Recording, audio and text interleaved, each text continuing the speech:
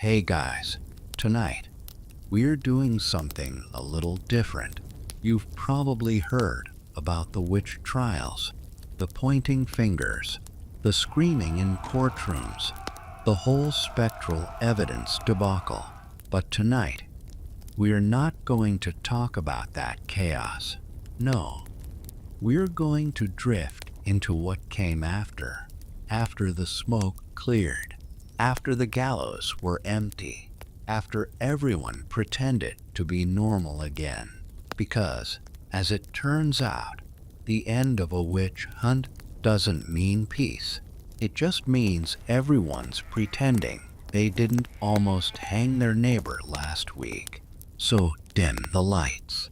Maybe grab a blanket, something warm.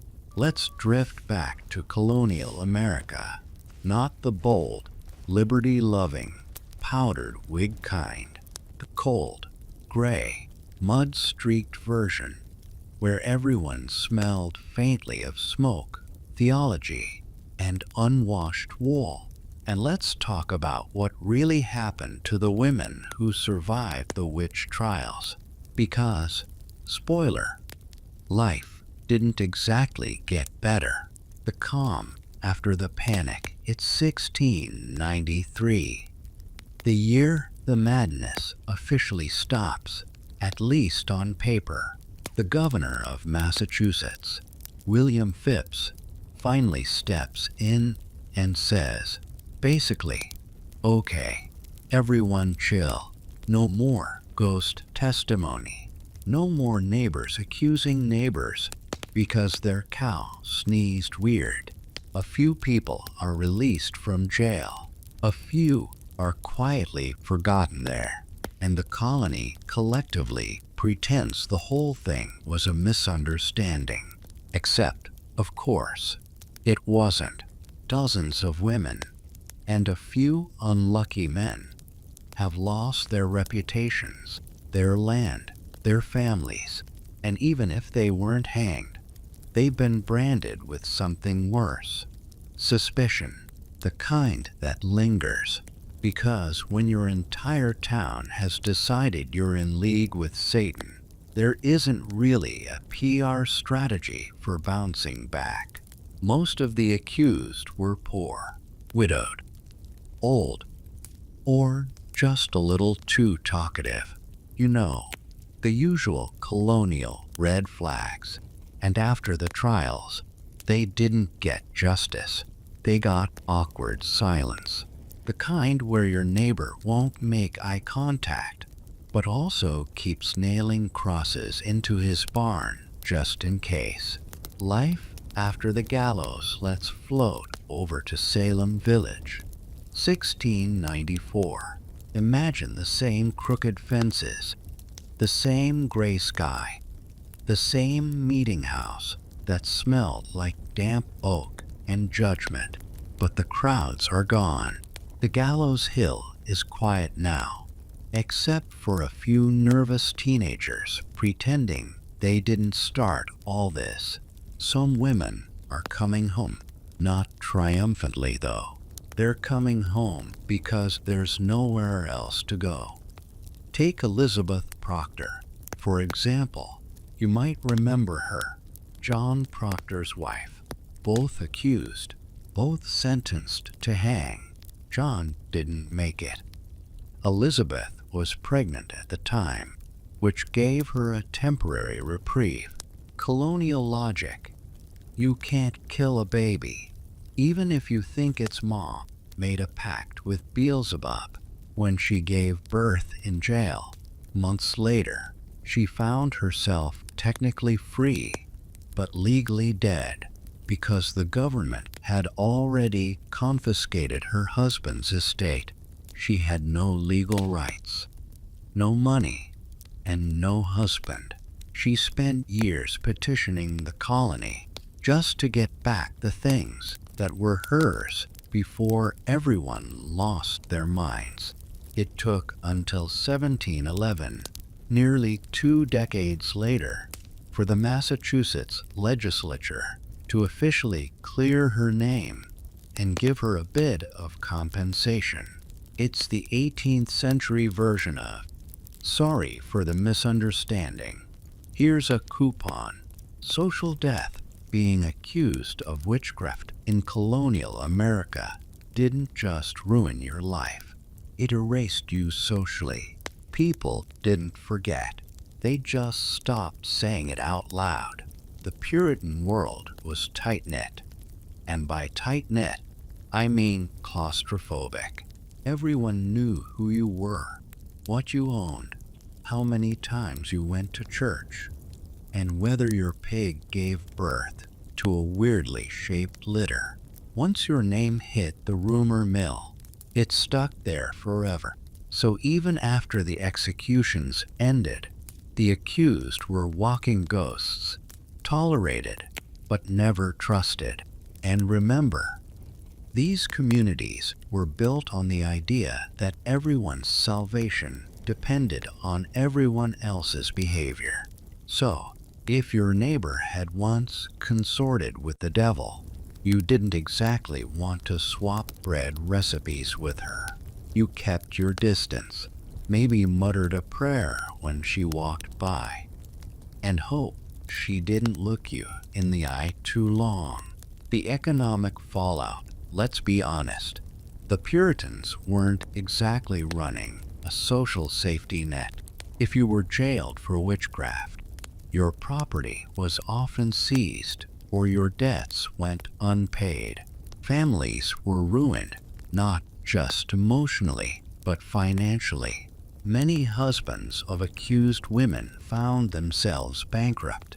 Some remarried, pretending the past hadn't happened. Others left Salem altogether, chasing a clean slate somewhere less cursed, like Maine. Widows like Sarah Good's daughter, Dorcas, grew up with that stigma. Dorcas had been accused too, at age 4. She was imprisoned for nearly 9 months. She came out of jail permanently traumatized, probably mentally ill, and effectively forgotten. Her mother had been hanged. Her father abandoned her, and society shrugged, because colonial compassion had limits, and those limits were roughly: you're poor, female, and slightly eccentric? Sorry, you're on your own. The quiet regrets now. To be fair, not everyone in Salem was proud of what had happened. Some jurors, years later, published public apologies. They claimed they'd been deceived by the devil's delusions, which, translation, we messed up, but it was Satan's fault, not ours. One of the main accusers, Ann Putnam Jr., actually confessed in 1706 that she had been wrong. She stood in front of the church, trembling, and read a statement saying she deserved to be cut off from the earth. The congregation forgave her, because, of course, they did. Forgiveness was easier when the people you condemned were already dead. But for the women who'd survived, forgiveness didn't buy bread, or rebuild homes, or erase the looks they got every Sunday. Floating beyond Salem, the Salem trials weren't unique. They were just the loudest. Witchcraft accusations had been drifting around New England for decades. In Connecticut, Maine, Rhode Island, take Alce Young, hanged in 1647, the first recorded witch execution in America. Her daughter was accused 30 years later, because trauma, like gossip, has a way of becoming hereditary. After 1693, the Big Panic cooled down, but the smaller fires burned on. Even as late as the 1720s, women were still being whispered about in towns like Fairfield and Hartford. The trials had technically ended, but the fears stayed lodged in the collective throat of the colonies. like a splinter nobody wanted to admit was still there. The reputation problem. Let's imagine being one of those survivors. Your name's Mary, or Sarah, or Susanna. You've been dragged through months of interrogation, locked in a freezing cell, maybe shackled to the wall. Then, one day someone says, "Oh, you can go now." No apology, no explanation, just freedom. You step back into your village, where everyone has been talking about you for a year straight. You walk past the meeting house. People glance up, then look away. You see the shopkeeper's wife, the one who testified that your spirit pinched her during her sleep, and she crosses the street. Home doesn't feel like home anymore. So what do? Some left, quietly packed their things, and moved to another colony, places like New York, or even back to England, if they had the means. Others stayed, shrinking into the background, working as midwives or servants until they died. Their names appear in town records, births, deaths, tax lists, but with a faint shadow beside them. The asterisk nobody wrote down. The myth of moving on. One of the biggest myths about Salem is that it ended neatly. It didn't. It ended like most historical messes do. Half-finished apologies, partial refunds, and a lot of pretending. The families of the executed petitioned for years to get compensation. Some got a little, most didn't. By 1711, the colony officially reversed several convictions, Elizabeth Proctor's included, but others, like Bridget Bishop or Sarah Osborne, remained technically guilty until the 20th century. Imagine being declared innocent 250 years after your death. That's the kind of bureaucratic speed only history can manage. Shifting blame, the community needed a story that let them sleep at night. So they built one. They said the trials had been the work of the devil, not themselves. That Salem had been afflicted, not delusional. That they were victims of supernatural deception, not moral panic. And that narrative stuck. For centuries, it's easier to blame invisible demons than admit you destroyed your neighbors over gossip and bad theology. And the women who'd been accused, they became cautionary tales, whispers, examples in sermons about the dangers of pride. Their lives were folded neatly into the colonial myth of redemption. The long memory. Fast forward a little. The 18th century, then the 19th. Salem becomes a curiosity, then a legend. By the 1800s, tourists were already visiting Witch Hill, because nothing says reconciliation like souvenir postcards of mass hysteria. Writers turned the trials into morality tales. Nathaniel Hawthorne, whose ancestor was a Salem judge, felt so guilty he literally added a W to his last name to distance himself. And yet, nobody really talked about the women themselves. Not their loneliness, not their ruined families, not their quiet years after the trials. History remembered their deaths. It forgot their living. A slow, uneasy peace back in Salem. By the early 1700s, the town was trying to rebrand. They split into two, Salem Town and Salem Village, later renamed Danvers, because apparently the best way to move on from a witch panic is to change your zip code. Church leaders toned down the fire. and brimstone sermons. People stopped seeing witches behind every cow disease, and for the first time in decades, peace returned. Kind of. Because that old Puritan anxiety, that deep, gnawing need to prove moral purity, never really went away. It just changed forms. The next generations didn't hang witches. They just judged each other in quieter, more socially acceptable ways. A few ghosts still walked even centuries later. The descendants of accused women felt the stigma. Families quietly omitted ancestors from their genealogies.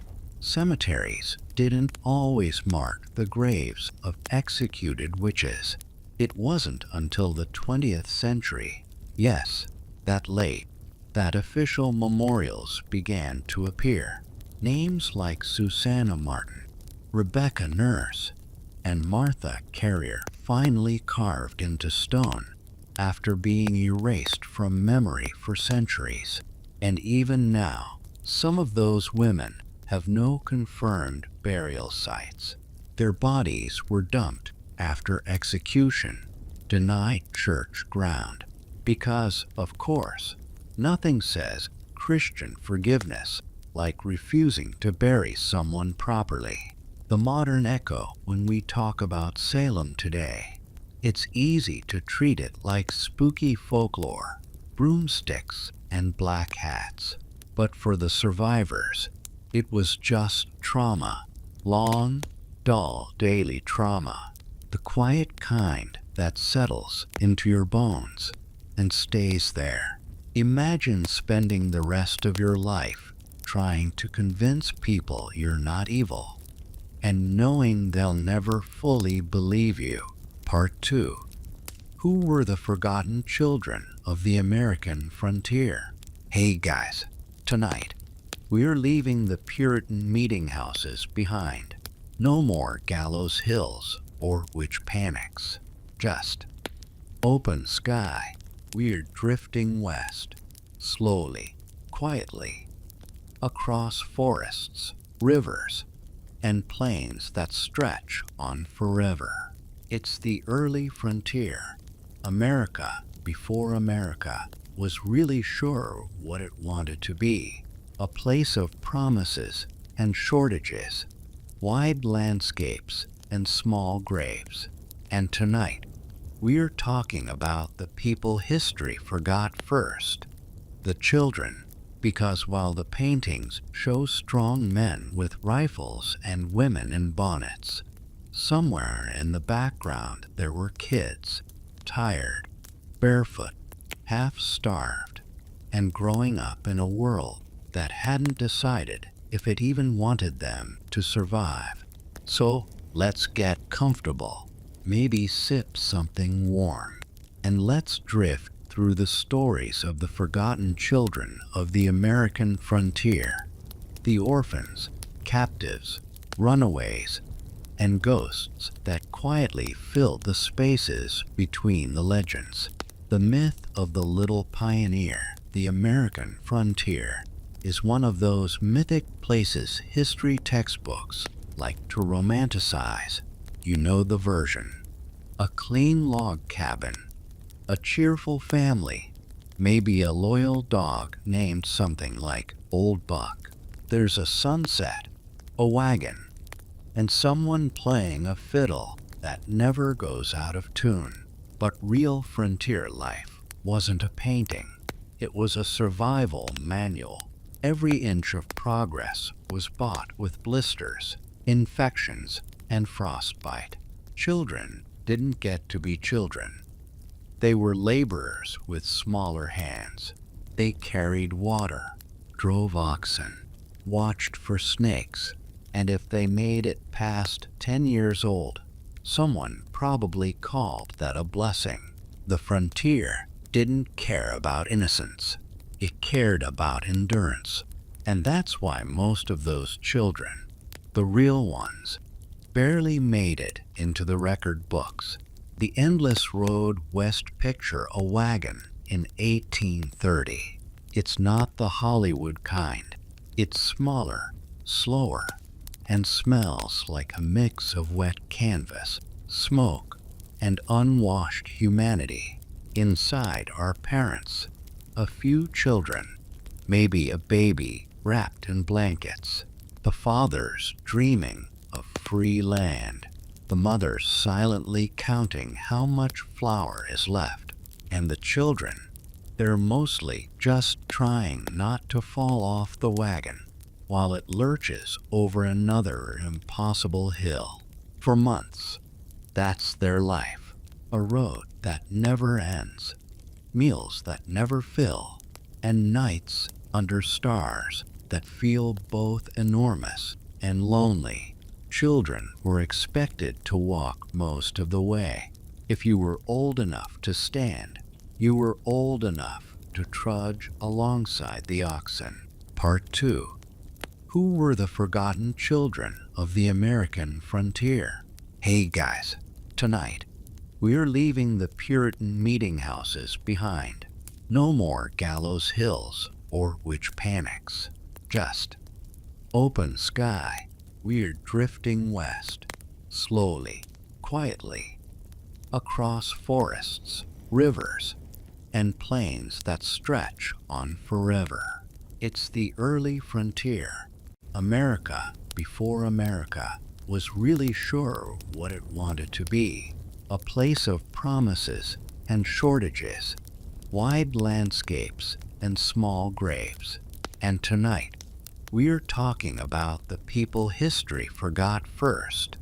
The children, because while the paintings show strong men with rifles and women in bonnets, somewhere in the background there were kids, tired, barefoot, half-starved, and growing up in a world that hadn't decided if it even wanted them to survive.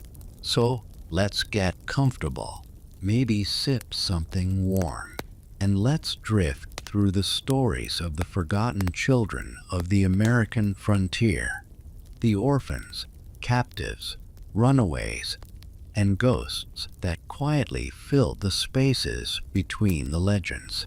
The myth of the little pioneer, the American frontier, is one of those mythic places history textbooks like to romanticize. You know the version.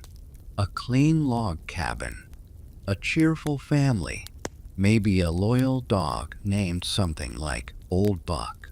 There's a sunset, a wagon, and someone playing a fiddle that never goes out of. Part 2.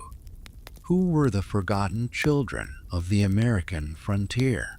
Hey guys, tonight, we're leaving the Puritan meeting houses behind. No more gallows hills or witch panics. Just open sky. We're drifting west, slowly, quietly, across forests, rivers, and plains that stretch on forever. It's the early frontier. America, before America, was really sure what it wanted to be. A place of promises and shortages, wide landscapes and small graves. And tonight, we're talking about the people history forgot first.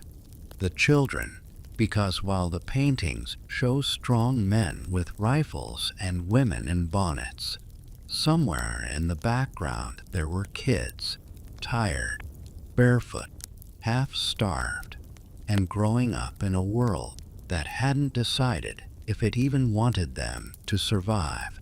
So let's get comfortable, maybe sip something warm, and let's drift through the stories of the forgotten children of the American frontier, the orphans, captives, runaways, and ghosts that quietly filled the spaces between the legends.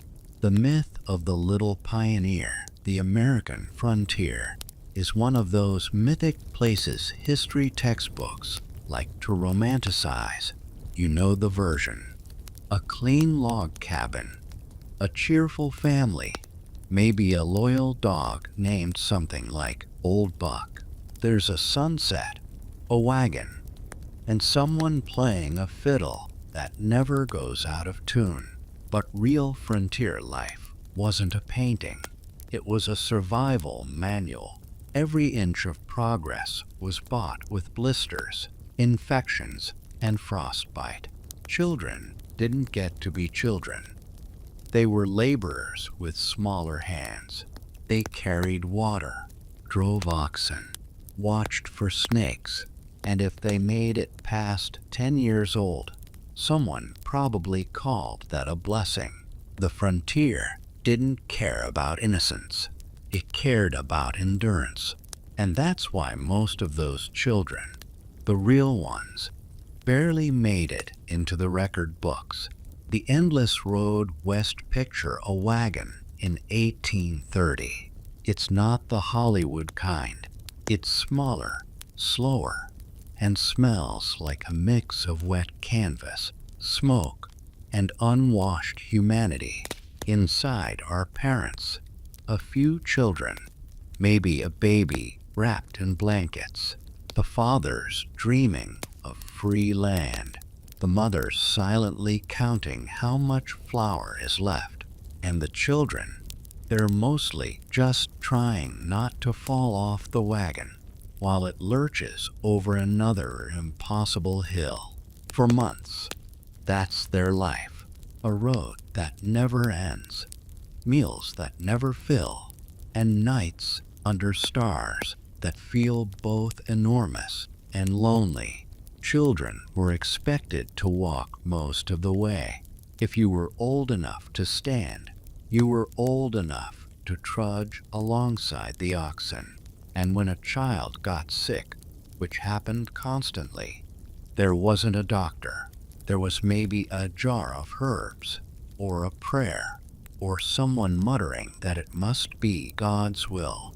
Sometimes they just stopped and buried the child beside the trail. A quick mound of dirt, a few words, and the wagon rolled on. The prairie, to this day, is full of unmarked graves that no one remembers. Born on the edge, frontier births were creative. Women gave birth in wagons, cabins, fields, wherever the baby decided.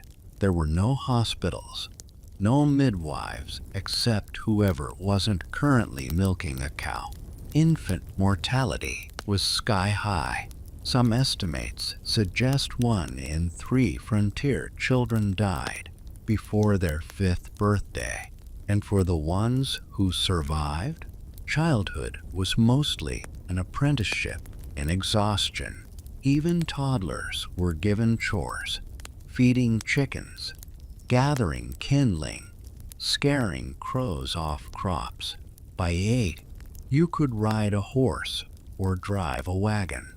By 12, you might be married in some settlements, because nothing says adolescence like running a household before your voice changes. The lost ones. Frontier orphans' life on the frontier had a way of separating families. Dysentery, drowning, fevers, Indian raids, accidents, you name it. Parents died constantly. When they did, children were often left behind, sometimes rescued by neighbors, sometimes absorbed into other families, sometimes not. Frontier towns had no orphanages, no foster systems, no legal processes. An orphan might just be picked up by whoever needed free labor. They'd call it adoption, but it looked a lot like servitude. Boys worked the fields, girls became housemaids or child brides, and if they ran away, there wasn't anyone coming to look for them. The frontier was too big for missing posters. Captives between worlds, one of the strangest and most haunting stories of the frontier belongs to the captives. White children taken by Native American tribes during raids or wars, and sometimes Native children taken by settlers in revenge. Both happened more often than most history books admit. For example, during the 18th century, in places like Pennsylvania and the Ohio Valley, dozens of children were taken during frontier conflicts. Some were adopted into tribes and grew up speaking new languages, wearing new clothes, living completely new lives. Many refused to return when rescued, because after years of living freely in tribal society, with families who accepted them, they didn't see the civilized world as an upgrade. There are records of rescue parties finding these grown-up captives, now adults, who wept when they were forced back into colonial homes. One man who had spent years with the Seneca was described as utterly despondent at being brought back to English society. He later ran away again to return to his adopted family, which says something uncomfortable about which world actually felt like home. The child who forgot her name. There's the story of Mary Jemison, a real person, born in 1743 on the Pennsylvania frontier. When she was 15, her family's farm was raided by a mixed group of French soldiers and Shawnee warriors during the French and Indian War. Her entire family was killed. Mary was taken captive and adopted by a Seneca family. She lived the rest of her life among them, married twice, raised children, and became fully Seneca. When later offered the chance to return to white society, she refused. She said she had no reason to go back. The world that had killed her family didn't feel like home. She died in 1833, still known as Dehiwanis, her Seneca name. Her story became one of the most famous captivity narratives in American literature. But even so, most readers turned her into a symbol instead of a person. To some, she was the girl who survived. To others, the warning of what happens when you live with savages. But in her own words, she was just someone who found peace where she wasn't supposed to. The children of silence. Not every story was dramatic. Most were simply quiet. Children who grew up so far from towns or schools that they barely learned to read. They spent their days tending animals, hauling water, helping build fences. Their only companions were siblings, dogs, and endless horizons. They lived in cabins the size of modern kitchens. Winters were long, summers brutal. Diaries from pioneer women often mention children only in passing. John sick again. Baby died in the night.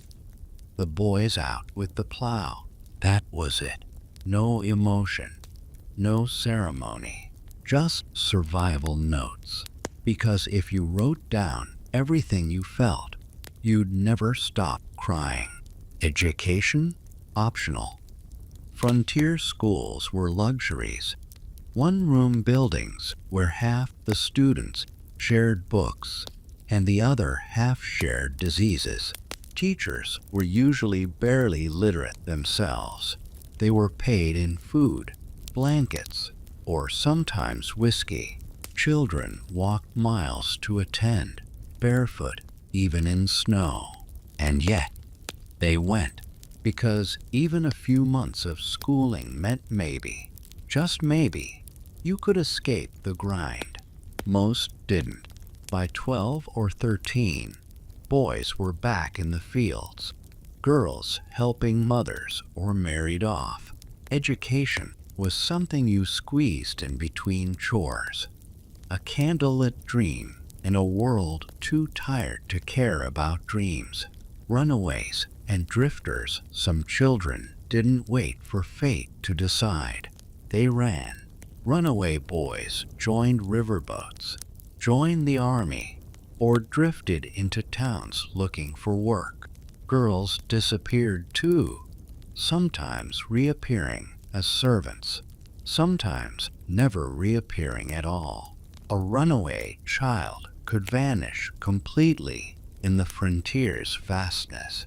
There are accounts from travelers who met wandering orphans, kids who had no idea where they were born, only that they'd come west. They survived by begging, trading, or attaching themselves to caravans. Most ended up in the same cycle of poverty and labor that had driven their parents west in the first place. The American dream, but with dirt floors and no shoes. The half-wild frontier child. By the mid-1800s, the phrase, wild child of the frontier, had entered folklore. Writers described them as fearless, tough, and unrefined, little warriors of the wilderness. But what that really meant was no formal education, no medical care, and very few chances of living past adulthood.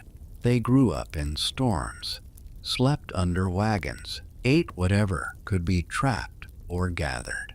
Some were raised between cultures, part settler, part native, part something else entirely. They didn't fit neatly into anyone's idea of America. So, history left them out. Epidemics and empty houses. If you visit the ruins of frontier towns, and there are many, you'll sometimes find small graveyards. The headstones, if they still stand, almost always belong to children, because epidemics hit the frontier hardest. Measles, smallpox, cholera, all the classics. One sick traveler could wipe out a settlement in weeks.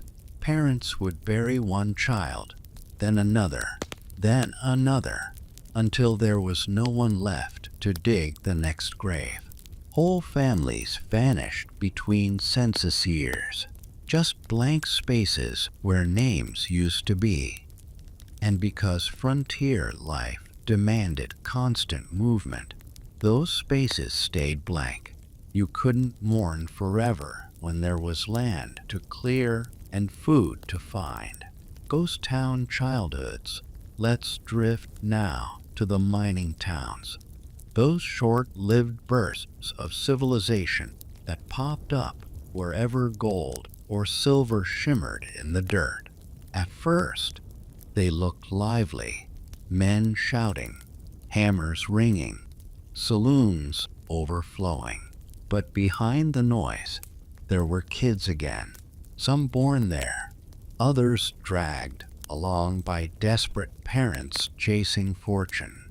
When the mines failed, and they always did, the towns emptied overnight. Children woke up one morning to find everyone gone. The wells went dry. The churches crumbled. If they survived, they moved on. If not, another forgotten grave. History calls them ghost towns, but really, they were childhood towns. Just no one lived long enough to remember them. The quiet resilience still.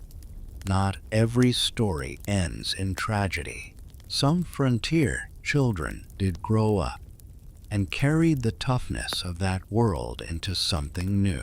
They became the first teachers, the first nurses, the first writers who told what it was really like to live there. Take Laura Ingalls Wilder, for instance. Her books turn the hardships of pioneer life into soft-edged nostalgia. Little House on the Prairie, all butter churns and sunshine. But her real childhood was far harsher. Constant moves, poor harvests, her sister going blind, and more than one near-death winter. Wilder survived it, but she carried the exhaustion of that world all her life.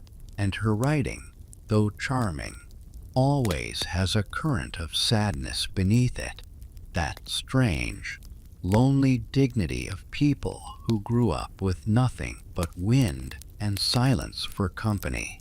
Children of the other frontier, of course. The frontier child wasn't always. Part 3.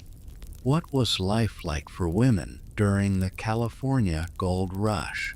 Hey guys, tonight we're heading west again, but not the soft, endless frontier this time. No, tonight's world is louder, full of shouting men, mud, and money that disappears faster than the whiskey it buys. We're drifting into California, mid-19th century, the land of gold, dust, and very bad hygiene.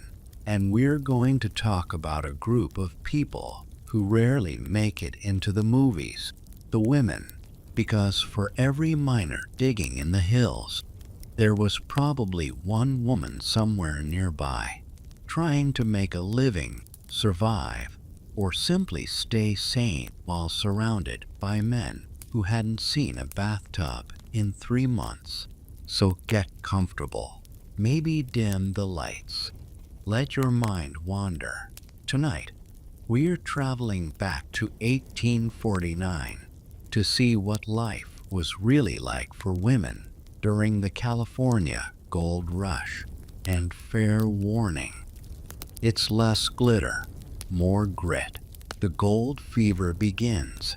In January 1848, a man named James Marshall found a few shiny flakes in the tail race of a sawmill on the American River.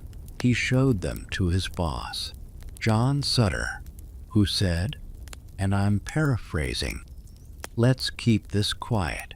It was not kept quiet. By 1849, the world had heard. Hundreds of thousands of people packed up everything and rushed to California, chasing a rumor that gold was just lying around, waiting for them. They were wrong, but they came anyway.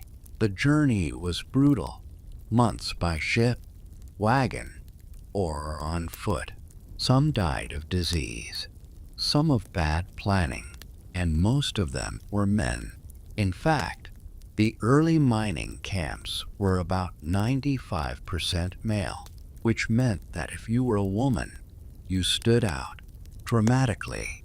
Imagine arriving in a place where people haven't seen a woman in months. That was California, 1849. And somehow, in that chaos, women found ways to carve out their own strange corners of life. The myth of the dancing girl.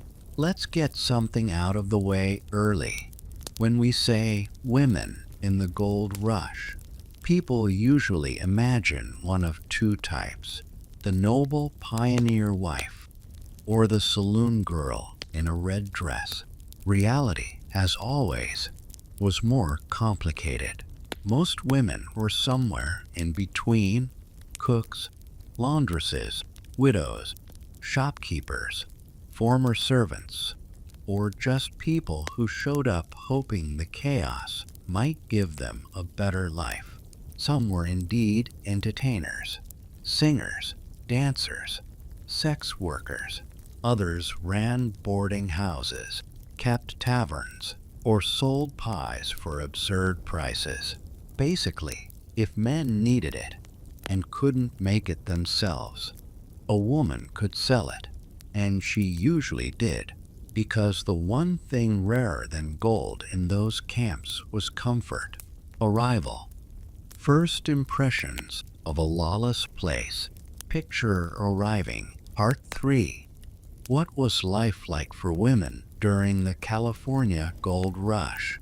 Hey guys, tonight we're heading west again, but not the soft, endless frontier this time. No, tonight's world is louder, full of shouting men, mud, and money that disappears faster than the whiskey it buys. We're drifting into California, mid-19th century, the land of gold, dust, and very bad hygiene. And we're going to talk about a group of people who rarely make it into the movies, the women, because for every miner digging in the hills, there was probably one woman somewhere nearby, trying to make a living, survive, or simply stay sane while surrounded by men who hadn't seen a bathtub in 3 months. So get comfortable. Maybe dim the lights. Let your mind wander. Tonight, we're traveling back to 1849 to see what life was really like for women during the California Gold Rush. And fair warning, it's less glitter, more grit. The gold fever begins. In January 1848, a man named James Marshall found a few shiny flakes in the tail race of a sawmill on the American River. He showed them to his boss, John Sutter, who said, and I'm paraphrasing, "Let's keep this quiet." It was not kept quiet. By 1849, the world had heard.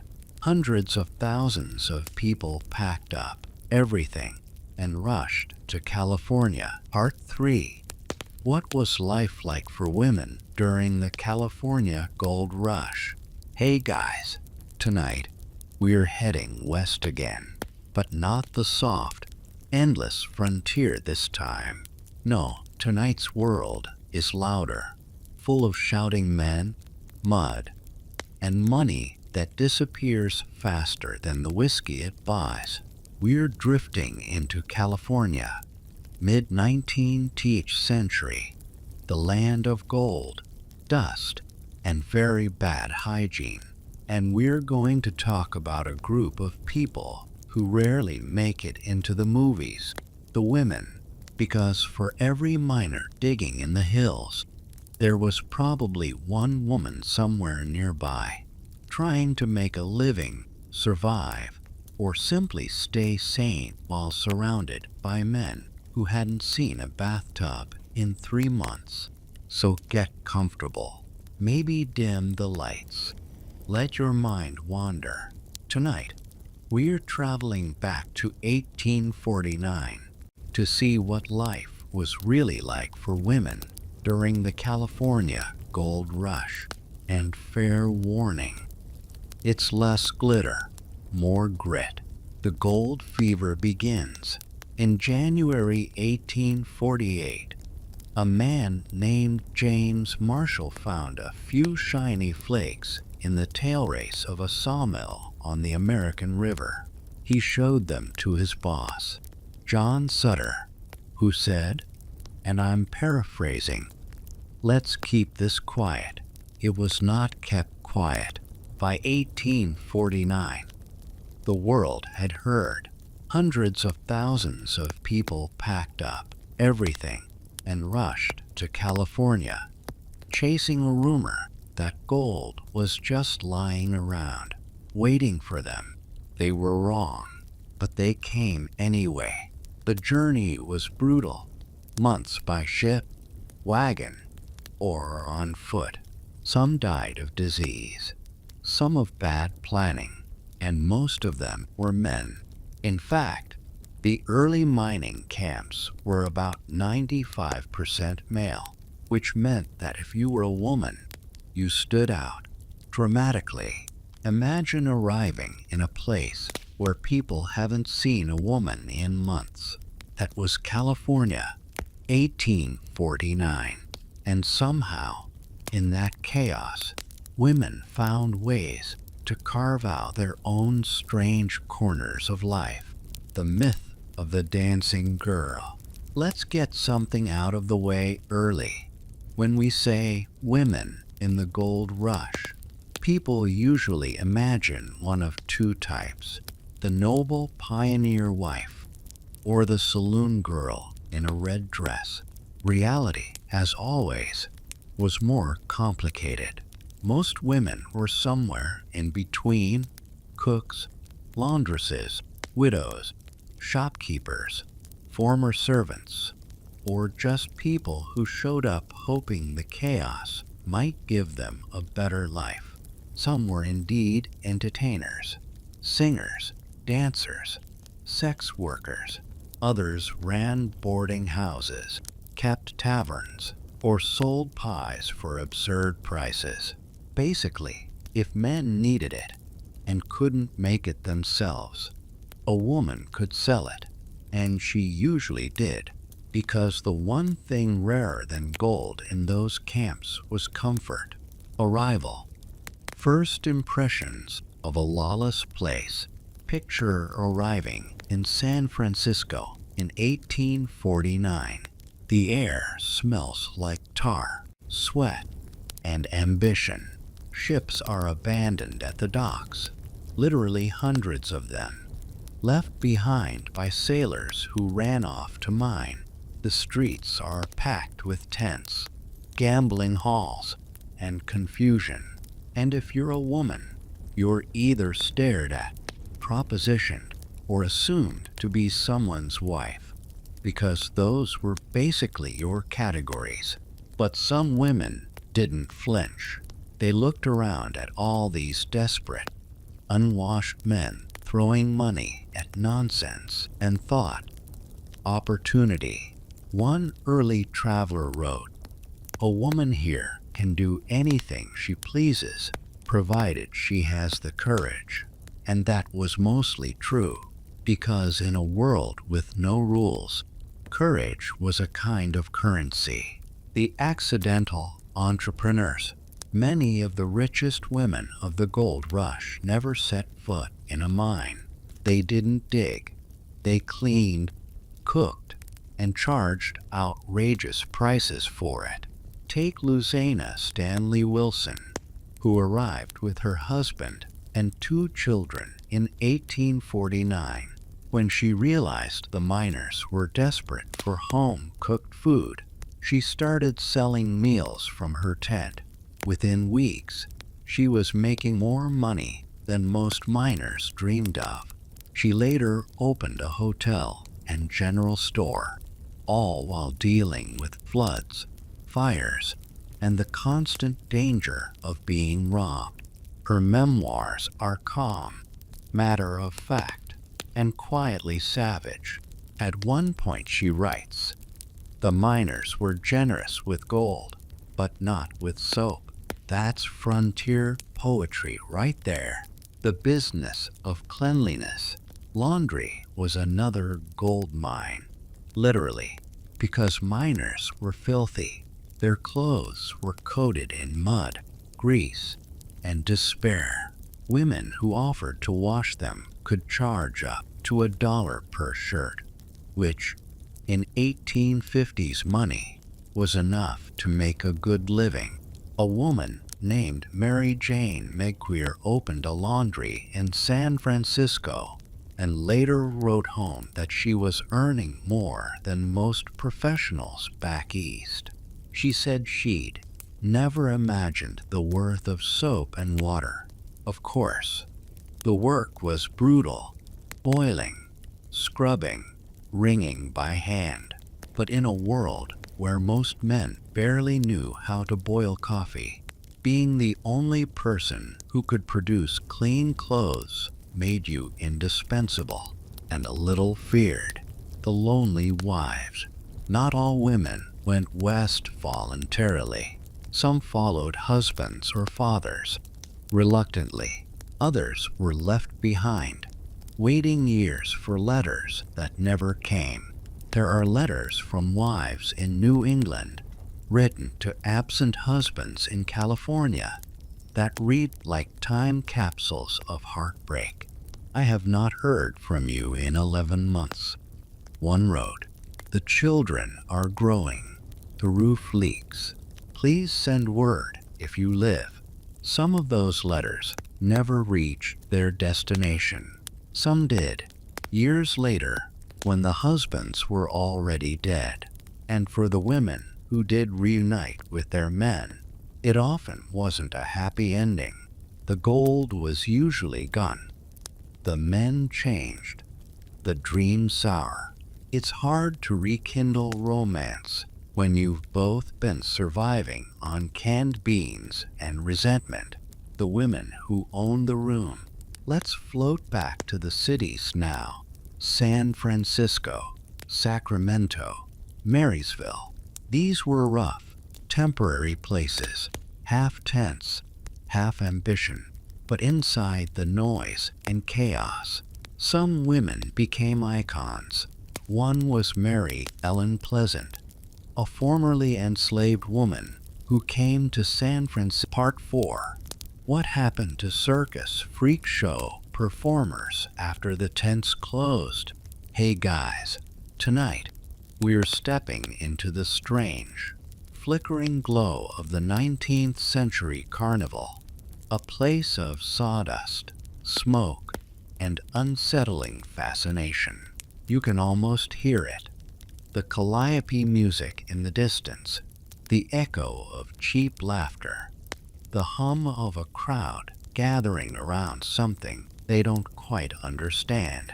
It's the age of traveling circuses and sideshows, a time when difference itself, the human body in all its variety, became entertainment.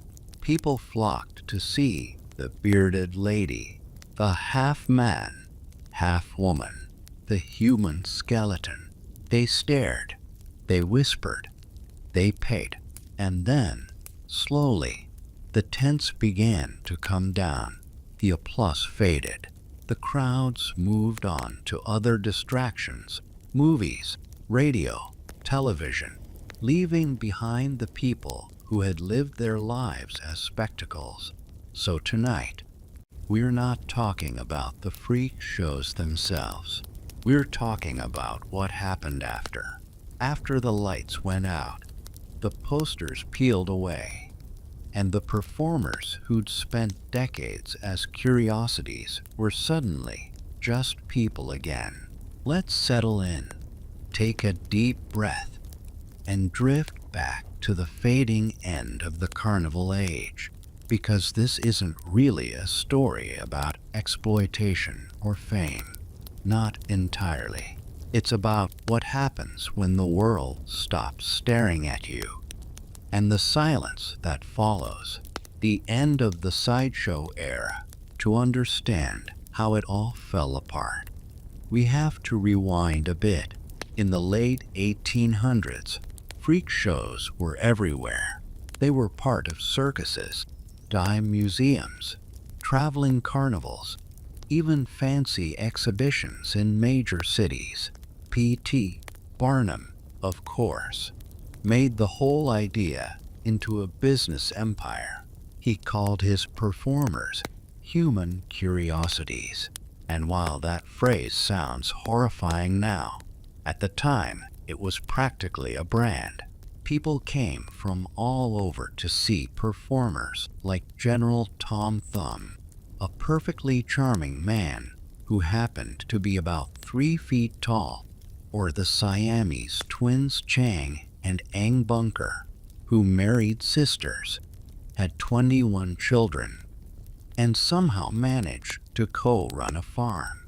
By the 1880s, the freak show was an American institution. It was part of the cultural wallpaper, as normal as going to the fair. But then the 20th century arrived, dragging something new with it: guilt. As psychology, medicine, and social reform movements gained traction, people began to see freak shows not as wonder, but as cruelty. In the 1910s and 1920s, states began banning or heavily regulating sideshows. By the 1940s, most of the big ones were gone. By the 1950s, only a few stragglers survived on the carnival circuit, more nostalgia than novelty. And by the 1960s, they were seen as an embarrassment. Television had taken over. Real human oddities no longer had a place, because now America could create fictional ones from the comfort of the living room. So what happened to the people who had once been the main attraction?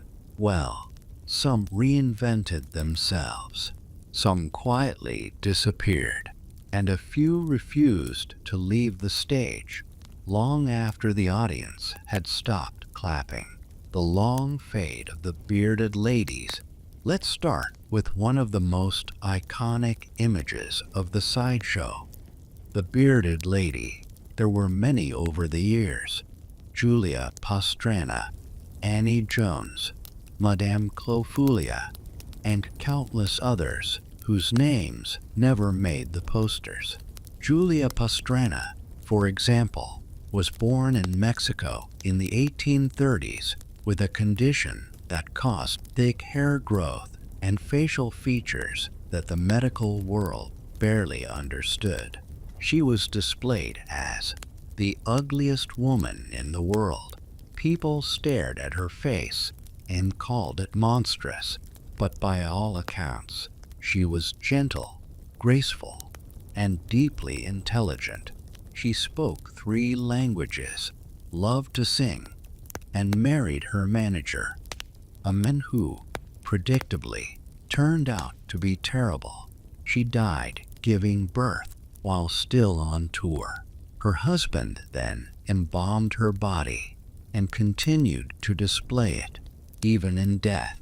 She couldn't rest from the spectacle. Julia's story became the haunting symbol of the freak show's darkest side. The part that didn't end when the tent folded. It took more than a century, until 2013, for her remains to finally be buried in her hometown in Mexico. And in a strange way, that story mirrors the entire freak show tradition. People displayed, consumed, forgotten, and only remembered when history feels guilty enough to apologize.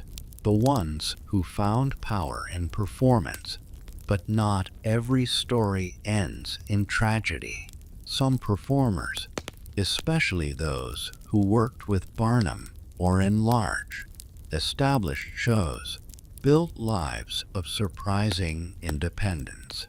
Take Annie Jones, another bearded lady who started performing as a child in the 1860s. Unlike Julia Pastrana, Annie was educated, articulate, and deeply aware of her position. She wasn't content to just be looked at. She wanted to shape the narrative.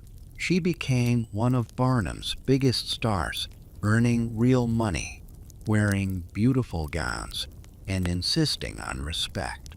Later in life, she began to speak publicly against the term freak. She asked to be introduced simply as a lady, and when the freak shows began to decline, she retired comfortably, rare for anyone in that line of work. She died quietly in Brooklyn in 1902, far from the tents. Her story reminds us that the sideshow wasn't always one thing. It was a strange blend of exploitation and agency, humiliation and autonomy. For some, it was the only place they could live openly. For others, it was a gilded cage, the gentleman of oddity. Men in the freak show world often fared slightly better, at least economically. Some became celebrities. Chang and Eng Bunker, the original Siamese twins, actually retired wealthy.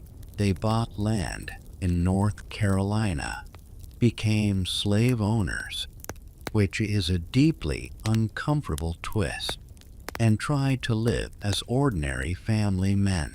Their story was messy, human, and ironic. They had spent their lives being gawked at, only to retreat into the very system that objectified others. When they died in 1874, local newspapers didn't quite know how to handle it. Were they curiosities? Citizens? Both? Even in death, the world couldn't decide. The fat ladies and living skeletons. One of the freak show's most common attractions was the extreme of size. People who were either enormous or skeletal. Fat ladies like Dolly Dimples, Jolly Irene, or Sweet Marie were advertised as cheerful giants, often dressed in lace and feathers, posing with teacups the size of saucers. In reality, most of them were simply overweight women who realized they could make a living off the world's obsession with their bodies. And make no mistake, some made very good money. Dolly Dimples retired to Florida and ran a cafe.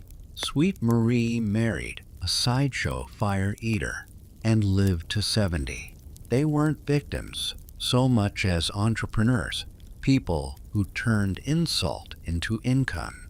On the other end of the scale were human skeletons, men suffering from chronic illness or extreme metabolic conditions. When the sideshows ended, many of them simply vanished. Some died young. Others blended back into anonymity. Their names, usually stage names, were lost with the tense, because once the audience stopped watching, history stopped remembering. The tattooed ladies. Ah yes, the tattooed ladies. In the late 1800s, they were considered scandalous. Women covered head to toe in tattoos, telling wild stories about being captured by tribes or shipwrecked among savages, all fabricated, of course, by their promoters. But these women were often clever business people. They were independent, owned their own acts, and controlled how they were seen. A rare thing in that era. When the freak shows declined, tattooed performers were among the few who transitioned successfully into the modern world. Some joined vaudeville, some worked in early film, and a few even opened their own tattoo parlors when the art form went mainstream. The tattoos that once made them outcasts eventually became the future of body art culture. It's strange, they were ridiculed in life, but now their legacy is everywhere, inked onto millions of people who never knew their names. The wild men and savage acts. Not all sideshow performers were there because of medical conditions. Many were exploited for their ethnicity, displayed as wild men from Borneo, Zulu warriors, or Patagonian giants. In reality, most were ordinary people from colonized countries, coerced into performing under exoticized, often racist narratives. When the shows ended, their stories ended too. Some managed to return home. Many didn't. A few remained in the United States, blending into black or immigrant communities, never telling anyone about their pasts. Their stage names were forgotten. Their real names had never been printed. They are the true ghosts of the circus, people erased twice, once by exploitation and once by indifference. The conjoined twins who lived normally. There's one story that feels like a quiet miracle. In the 20th century, after most freak shows were gone, two conjoined twin sisters, Daisy and Violet Hilton, tried to live like everyone else. They'd been born in England in Part 4. What happened to circus freak show performers after the tents closed? Hey guys, tonight we're stepping into the strange, flickering glow of the 19th century carnival, a place of sawdust, smoke, and unsettling fascination. You can almost hear it. The calliope music in the distance, the echo of cheap laughter, the hum of a crowd gathering around something they don't quite understand. It's the age of traveling circuses and sideshows, a time when difference itself, the human body in all its variety, became entertainment. People flocked to see the bearded lady, the half-man, half-woman, the human skeleton. They stared, they whispered, they paid, and then, slowly, the tents began to come down. The applause faded. The crowds moved on to other distractions, movies, radio, television, leaving behind the people who had lived their lives as spectacles. So tonight, we're not talking about the freak shows themselves.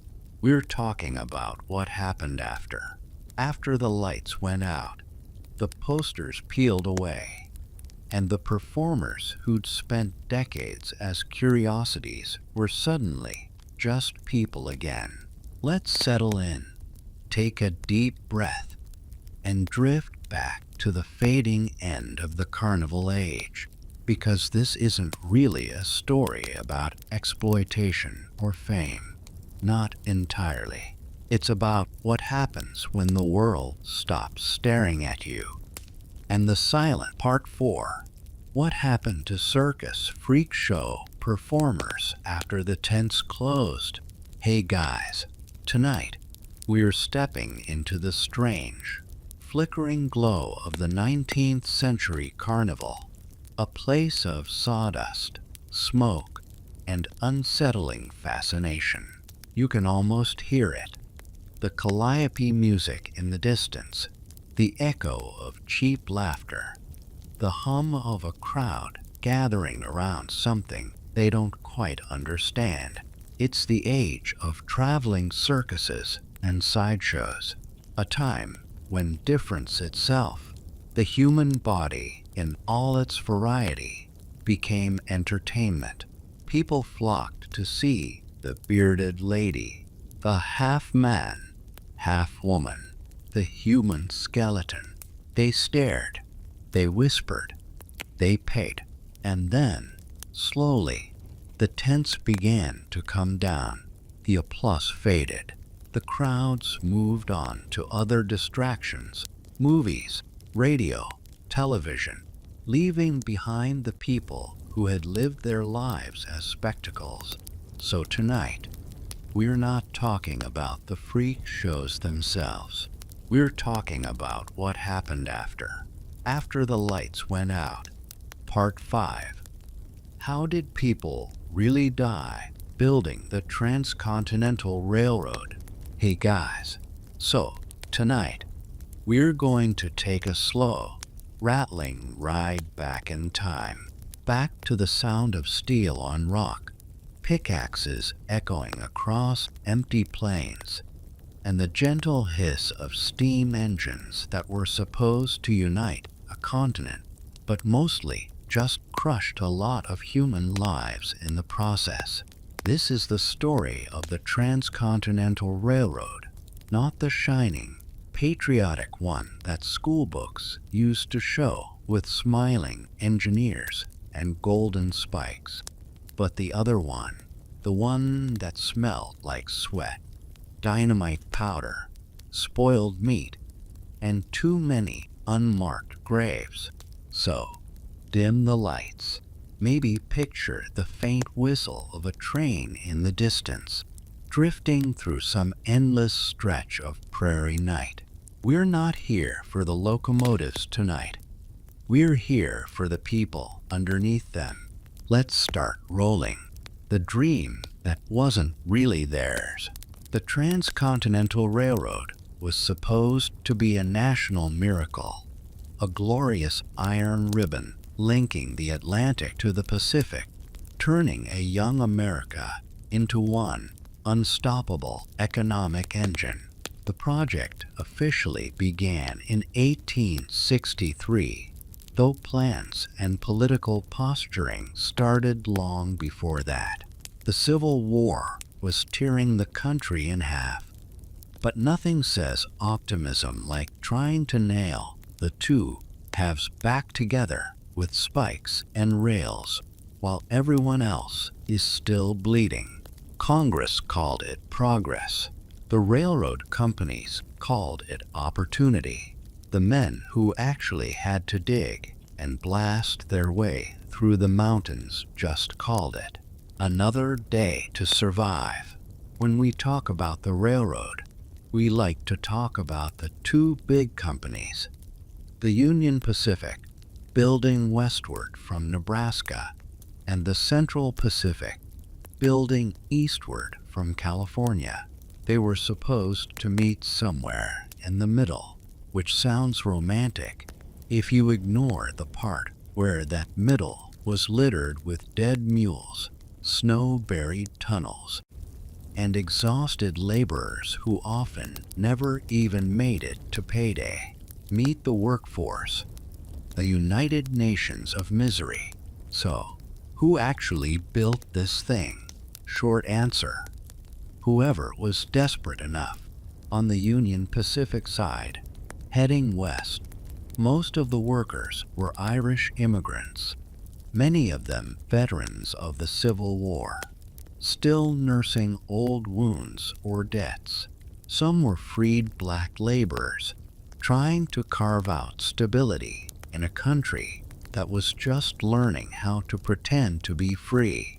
On the Central Pacific side, heading east from Sacramento, there were Chinese laborers, tens of thousands of them. They were called celestials in the racist slang of the time, but on the ground, they were just men with picks, baskets, and dynamite, doing work that white men refused to do for the same pay. By the mid-1860s, the Central Pacific's workforce was about 80 to 90% Chinese. And while the railroad barons liked to brag about their efficiency, what they really meant was, they were cheap. Part 5. How did people really die building the Transcontinental Railroad? Hey guys, so tonight, we're going to take a slow, rattling ride back in time, back to the sound of steel on rock, pickaxes echoing across empty plains, and the gentle hiss of steam engines that were supposed to unite a continent, but mostly just crushed a lot of human lives in the process. This is the story of the Transcontinental Railroad, not the shining, patriotic one that school books used to show with smiling engineers and golden spikes, but the other one, the one that smelled like sweat, dynamite powder, spoiled meat, and too many unmarked graves. So, dim the lights. Maybe picture the faint whistle of a train in the distance, drifting through some endless stretch of prairie night. We're not here for the locomotives tonight. We're here for the people underneath them. Let's start rolling. The dream that wasn't really theirs. The Transcontinental Railroad was supposed to be a national miracle, a glorious iron ribbon linking the Atlantic to the Pacific, turning a young America into one unstoppable economic engine. The project officially began in 1863, though plans and political posturing started long before that. The Civil War was tearing the country in half, but nothing says optimism like trying to nail the two halves back together with spikes and rails while everyone else. Part 5. How did people really die building the Transcontinental Railroad? Hey guys, so tonight, we're going to take a slow, rattling ride back in time, back to the sound of steel on rock, pickaxes echoing across empty plains, and the gentle hiss of steam engines that were supposed to unite a continent, but mostly just crushed a lot of human lives in the process. This is the story of the Transcontinental Railroad, not the shining, patriotic one that school books used to show with smiling engineers and golden spikes, but the other one, the one that smelled like sweat, dynamite powder, spoiled meat, and too many unmarked graves. So, dim the lights. Maybe picture the faint whistle of a train in the distance, drifting through some endless stretch of prairie night. We're not here for the locomotives tonight. We're here for the people underneath them. Let's start rolling. The dream that wasn't really theirs. The Transcontinental Railroad was supposed to be a national miracle, a glorious iron ribbon linking the Atlantic to the Pacific, turning a young America into one unstoppable economic engine.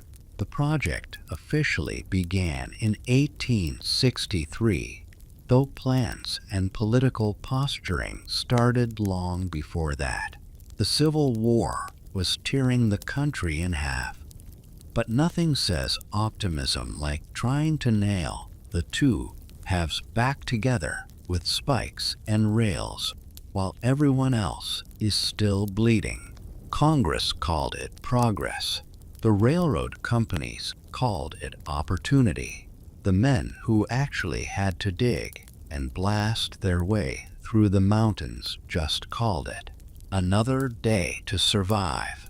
When we talk about the railroad, we like to talk about the two big companies. The Union Pacific, building westward from Nebraska, and the Central Pacific, building eastward from California. They were supposed to meet somewhere in the middle, which sounds romantic if you ignore the part where that middle was littered with dead mules, snow-buried tunnels, and exhausted laborers who often never even made it to payday. Meet the workforce, the United Nations of misery. So, who actually built this thing? Short answer: whoever was desperate enough. On the Union Pacific side, heading west, most of the workers were Irish immigrants, many of them veterans of the Civil War, still nursing old wounds or debts. Some were freed black laborers, trying to carve out stability in a country that was just learning how to pretend to be free. On the Central Pacific side, heading east from Sacramento, there were Chinese laborers, tens of thousands of them. They were called Celestials in the racist slang of the time, but on the ground, they were just men with picks, baskets, and dynamite, doing work that white men refused to do for the same pay. By the mid-1860s, the Central Pacific's workforce was about 80 to 90% Chinese, and while the railroad barons liked to brag about their efficiency, what they really meant was they were cheap, disciplined, and easily replaced. Each group had its own small tragedies. The Irish tended to die in fights, barroom brawls, or dynamite accidents. The Chinese tended to die quietly, buried under landslides, snow, or collapsed tunnels. Their names lost to time because most payroll records didn't even bother listing them individually. Just lines of ink like 200 Chinamen, $30. The myth of the golden spike. If you've ever seen that famous photo, the one at Promontory Summit, Utah, in 1869, you'll know the scene. Two locomotives facing each other, a shiny golden spike being hammered into place. Executives shaking hands, everyone smiling, except none of the men who actually built the railroad were invited. Not the Chinese, not the Irish, not the black cooks or the native scouts. They were told to stay out of the camera's frame, literally, so the photograph became the myth. White men linking the nation together, while everyone else quietly faded into the dust just off camera. Behind that single photo were 6 years of backbreaking, often fatal labor, and the golden part, the spike, was mostly symbolic. The real rails were laid with cheap iron, soaked in sweat, blood, and the occasional stray limb, death by dynamite and avalanche.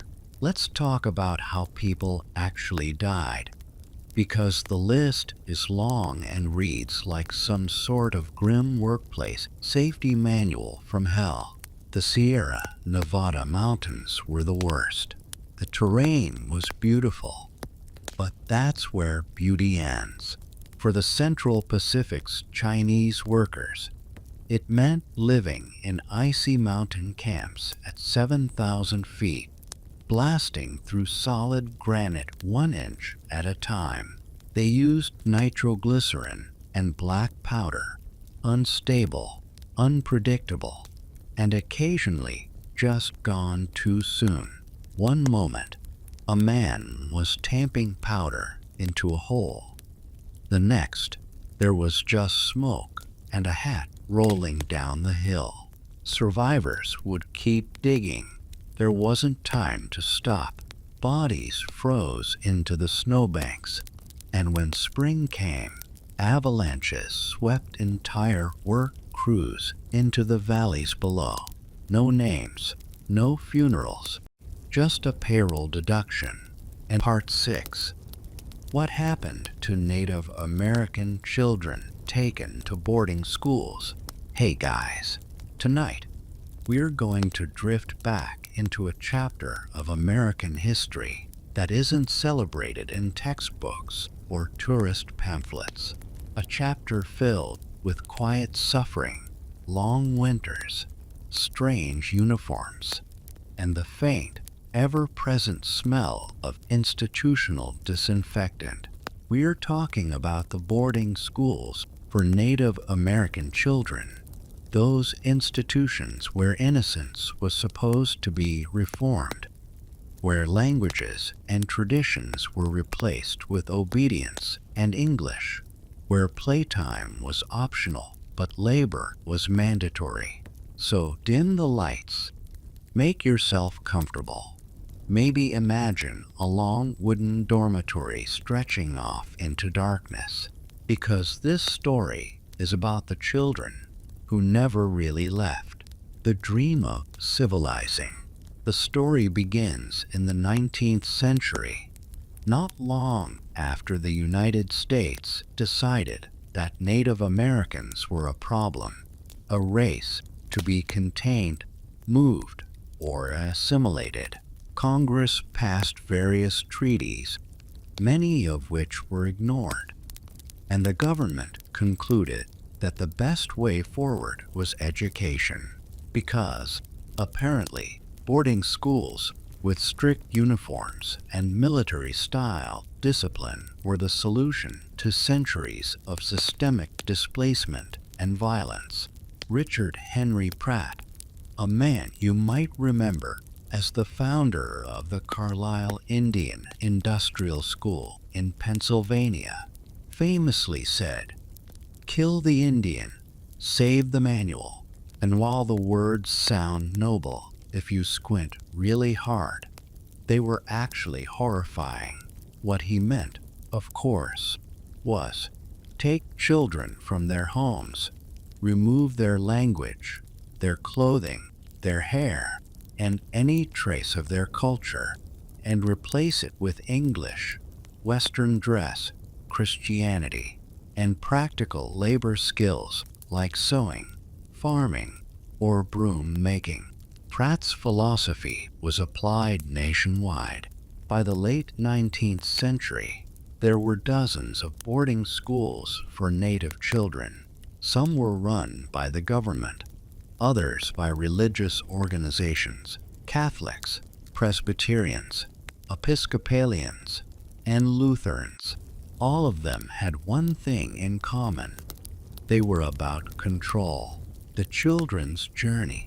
Imagine being 6, 7, or 8 years old and having soldiers come to your home.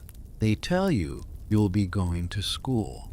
Some children left willingly, thinking it might be an adventure. Others were dragged. They traveled long distances by train, horseback, or wagon. Many were already malnourished or sick. The excitement of seeing new places was mixed with fear, and usually homesickness, which would only intensify in the months to come. Arrival at the school was a shock.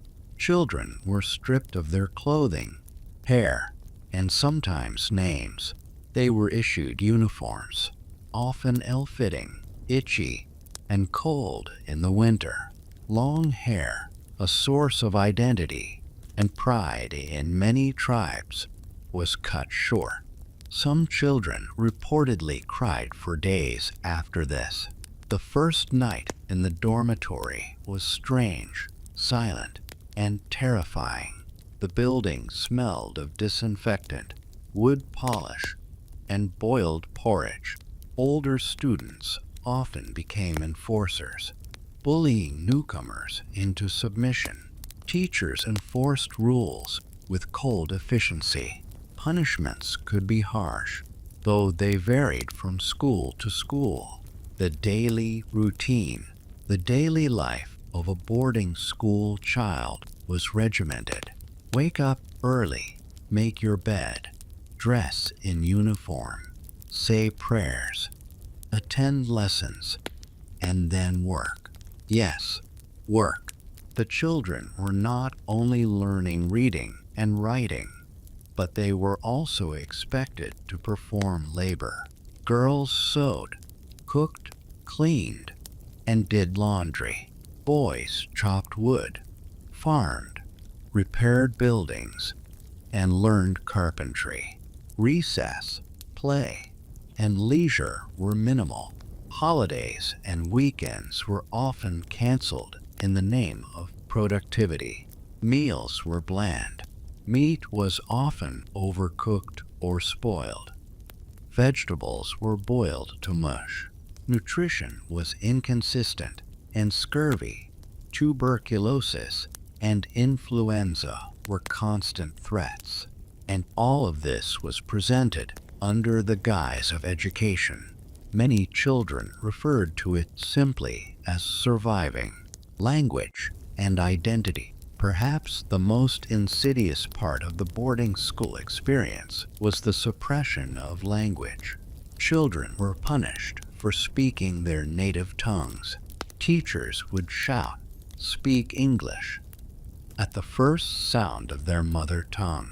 Some students were made to wear language collars or had their mouths washed with soap, a literal, physical reminder that their words were unacceptable.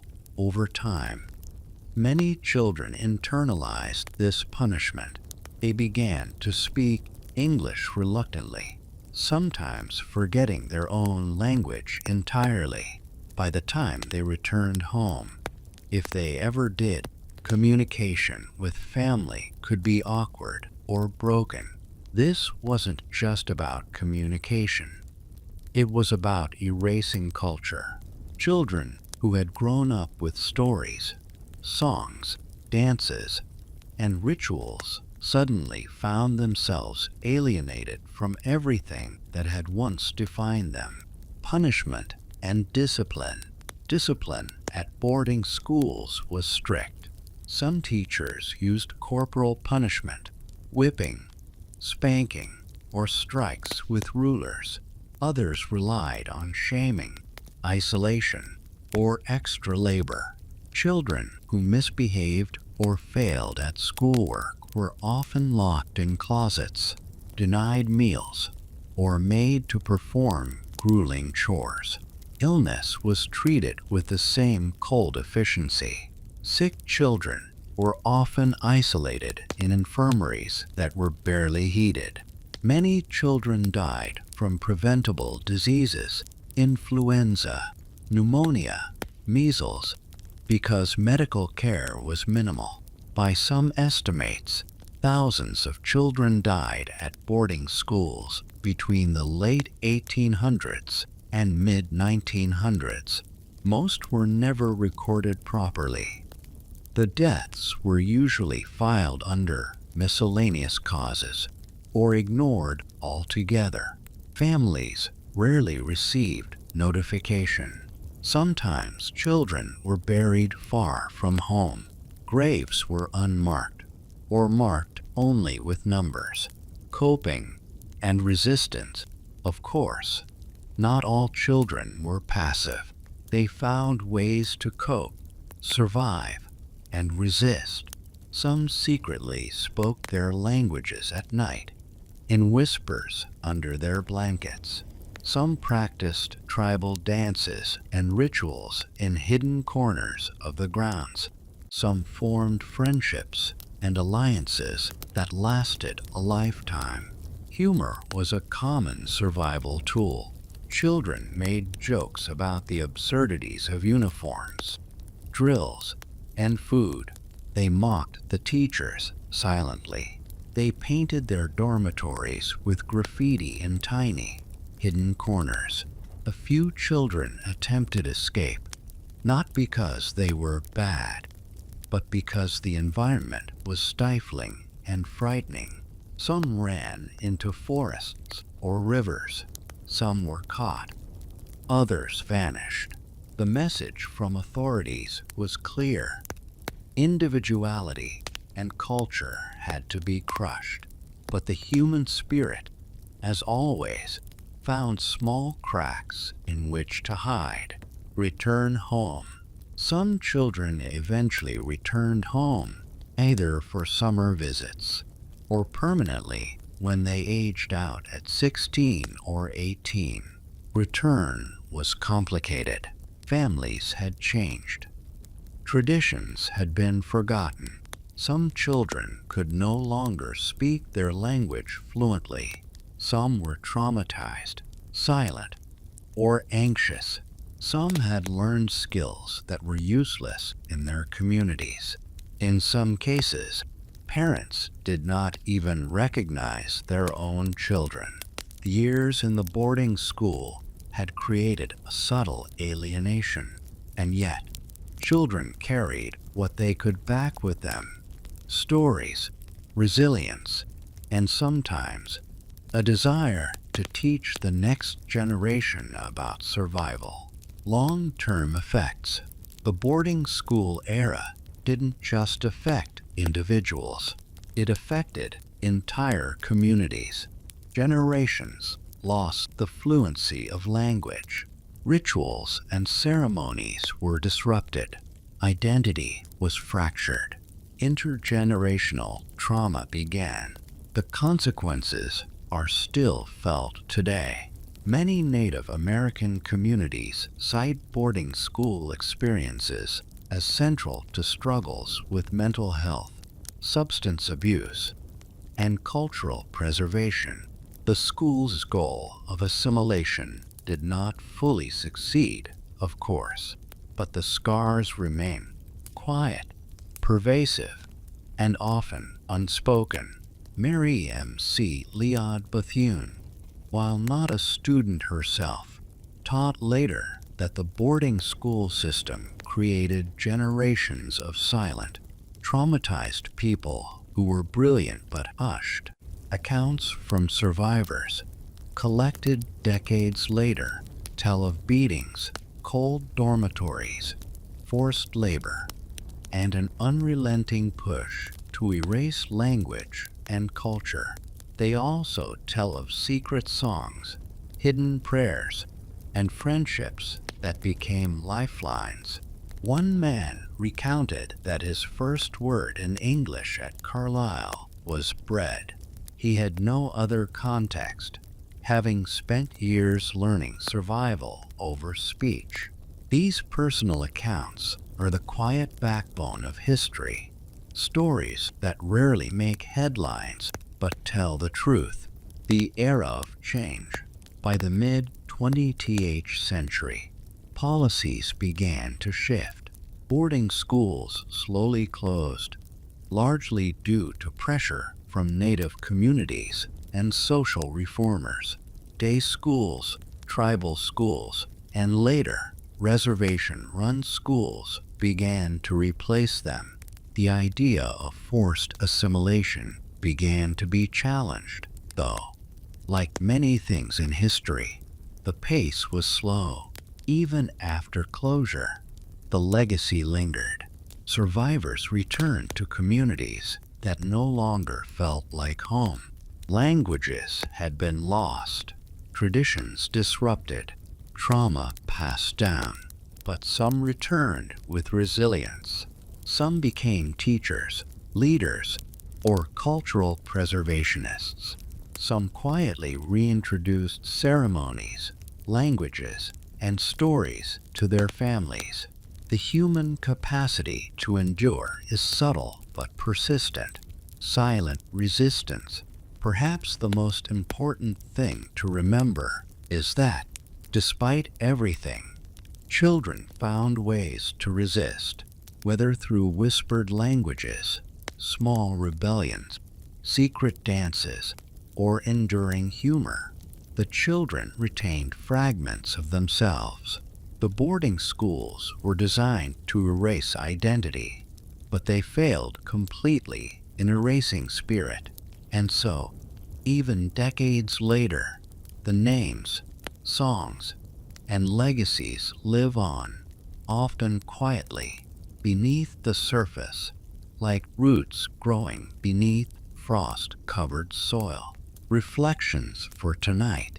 So tonight, when you're lying in bed, listening to the quiet hum of the world, think of those children, the ones who were taken from homes they loved, the ones who endured cold dormitories, strange foods, endless labor, and the weight of erasure, the ones who whispered their languages to the dark, the ones who survived. They are reminders that history is often quieter and more painful than textbooks suggest, that survival doesn't always look heroic. Sometimes it looks like whispering a lullaby in a broom closet at night. Sometimes it looks like remembering a song no one else knows. And sometimes it looks like living on, carrying the past quietly until someone listens. Part 7.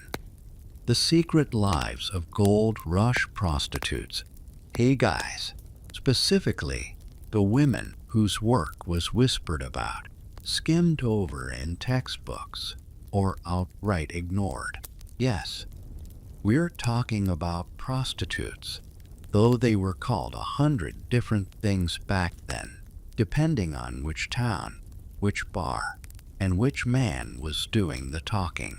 Some were soiled doves, others were madams, and some were simply women trying to survive, make a living, and maybe, just maybe, carve out a tiny corner of freedom in a world that didn't really want them. So, dim the lights, make yourself comfortable, maybe pour a warm drink. We're about to wander down alleys, into tent cities, and across saloon floors, all without a single dramatic chase or fistfight, just history, slow, meandering, intimate, and occasionally grimly humorous. The arrival of women.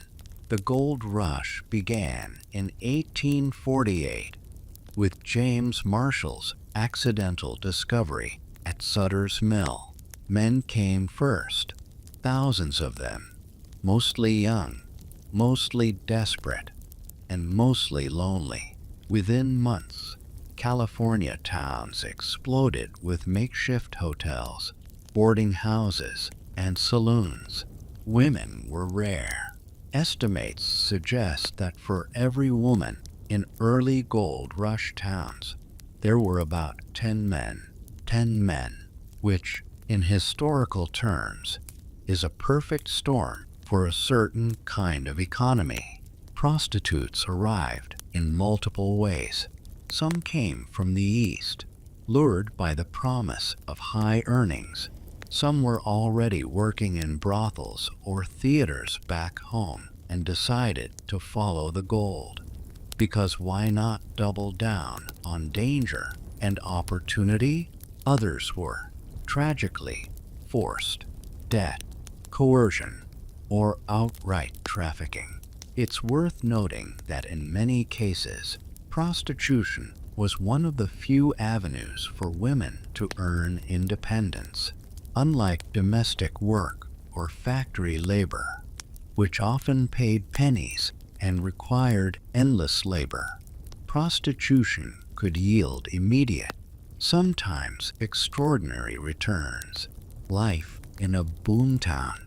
The towns themselves were temporary, chaotic, and full of dust.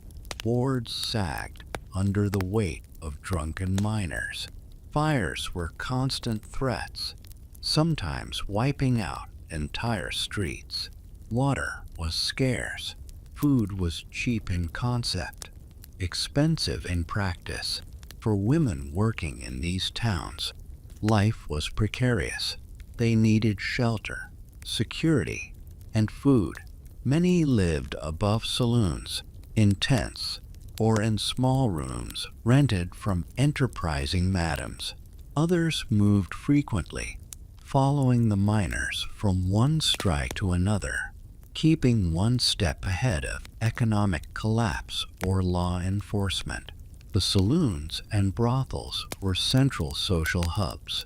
They were noisy, smoky, and sometimes violent, but they also provided a kind of structure, a hierarchy, routines, and occasionally companionship. The economy of desire. Gold miners were rich in hope and dust, if not actual gold. Many carried pockets full of coins or paper currency newly minted and dangerously easy to spend. Prices in brothels varied widely, from a few dollars per evening to extravagant sums for private rooms or special favors. Some women became wildly successful, running their own houses, lending money to miners, or investing in property. Others earned just enough to survive. Some miners stiffed them. Some madams cheated them. All of it was negotiable, fluid, and often unfair. A mirror of the gold rush itself. The work was physically exhausting. Some women saw dozens of clients in a single day. Diseases were rampant. Hygiene was difficult. Medical care almost non-existent, and stigma unrelenting. Yet there was also camaraderie. Women in the same house often shared tips, protected one another, and occasionally formed familial bonds. Life could be harsh, but it was sometimes survivable and occasionally profitable. Health, illness, and death. Disease was a constant companion. Syphilis, gonorrhea, smallpox, influenza. The list reads like a medical textbook, but it was the day-to-day reality. Medical care was minimal. Doctors were few, expensive, or entirely untrained. Women relied on home remedies, herbal treatments, and sometimes sheer luck. Some women died young, their names lost to history, their bodies sometimes buried in unmarked graves outside town limits. Pregnancy added another layer of complexity. Abortions were dangerous and often fatal.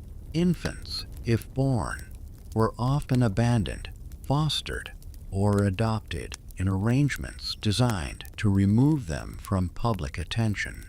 Still, many women survived, aged gracefully or stubbornly, and built lives that were quietly independent. Some married minors or businessmen. Some transitioned to other forms of work. Some simply kept going, moving from town to town, until they became a kind of local legend, unnamed, unnoticed, but persistent. Notable figures. A few women left traces in history. Lola Montez, though more famous in California for her stage performances and flirtations with minors and politicians, exemplifies the kind of mobility, audacity, and danger that characterized many women of the period.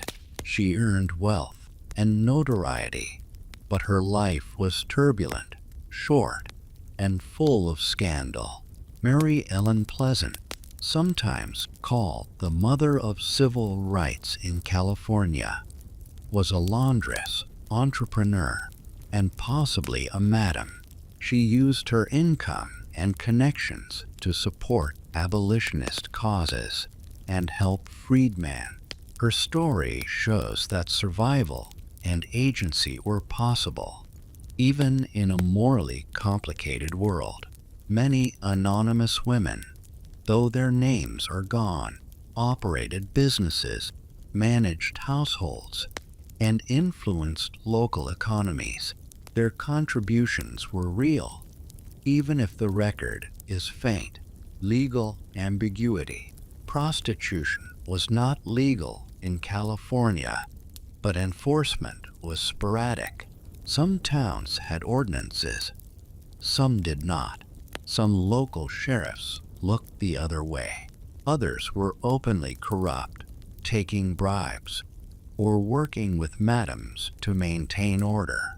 Women learned to navigate these ambiguous rules. They paid fees, bribed guards, and formed alliances with powerful men. Survival depended on understanding the law, or at least understanding who could enforce it and when. It was a precarious balance, often requiring both charm and courage, community and support. Women often relied on each other for support. Houses sometimes operated like informal families. Older women mentored younger ones. They shared food, stories, and warnings about dangerous clients. They provided emotional support in a harsh world. These networks were essential. Survival depended on them as much as skill, beauty, or luck. Decline and transition. By the 1870s and 1880s, the gold rush towns began to stabilize. Mining was less frantic. Law enforcement became stricter. Many women left the trade, either voluntarily or through local ordinances. Others adapted to new roles: boarding house operators, cooks, laundresses, or entrepreneurs. Some continued discreetly, moving into less populated areas, following laborers, railroad workers, or other transient populations. Their presence remained, though increasingly hidden, as the myth of the gold rush became sanitized for history books and novels. The quiet legacy. The legacy of these women is subtle.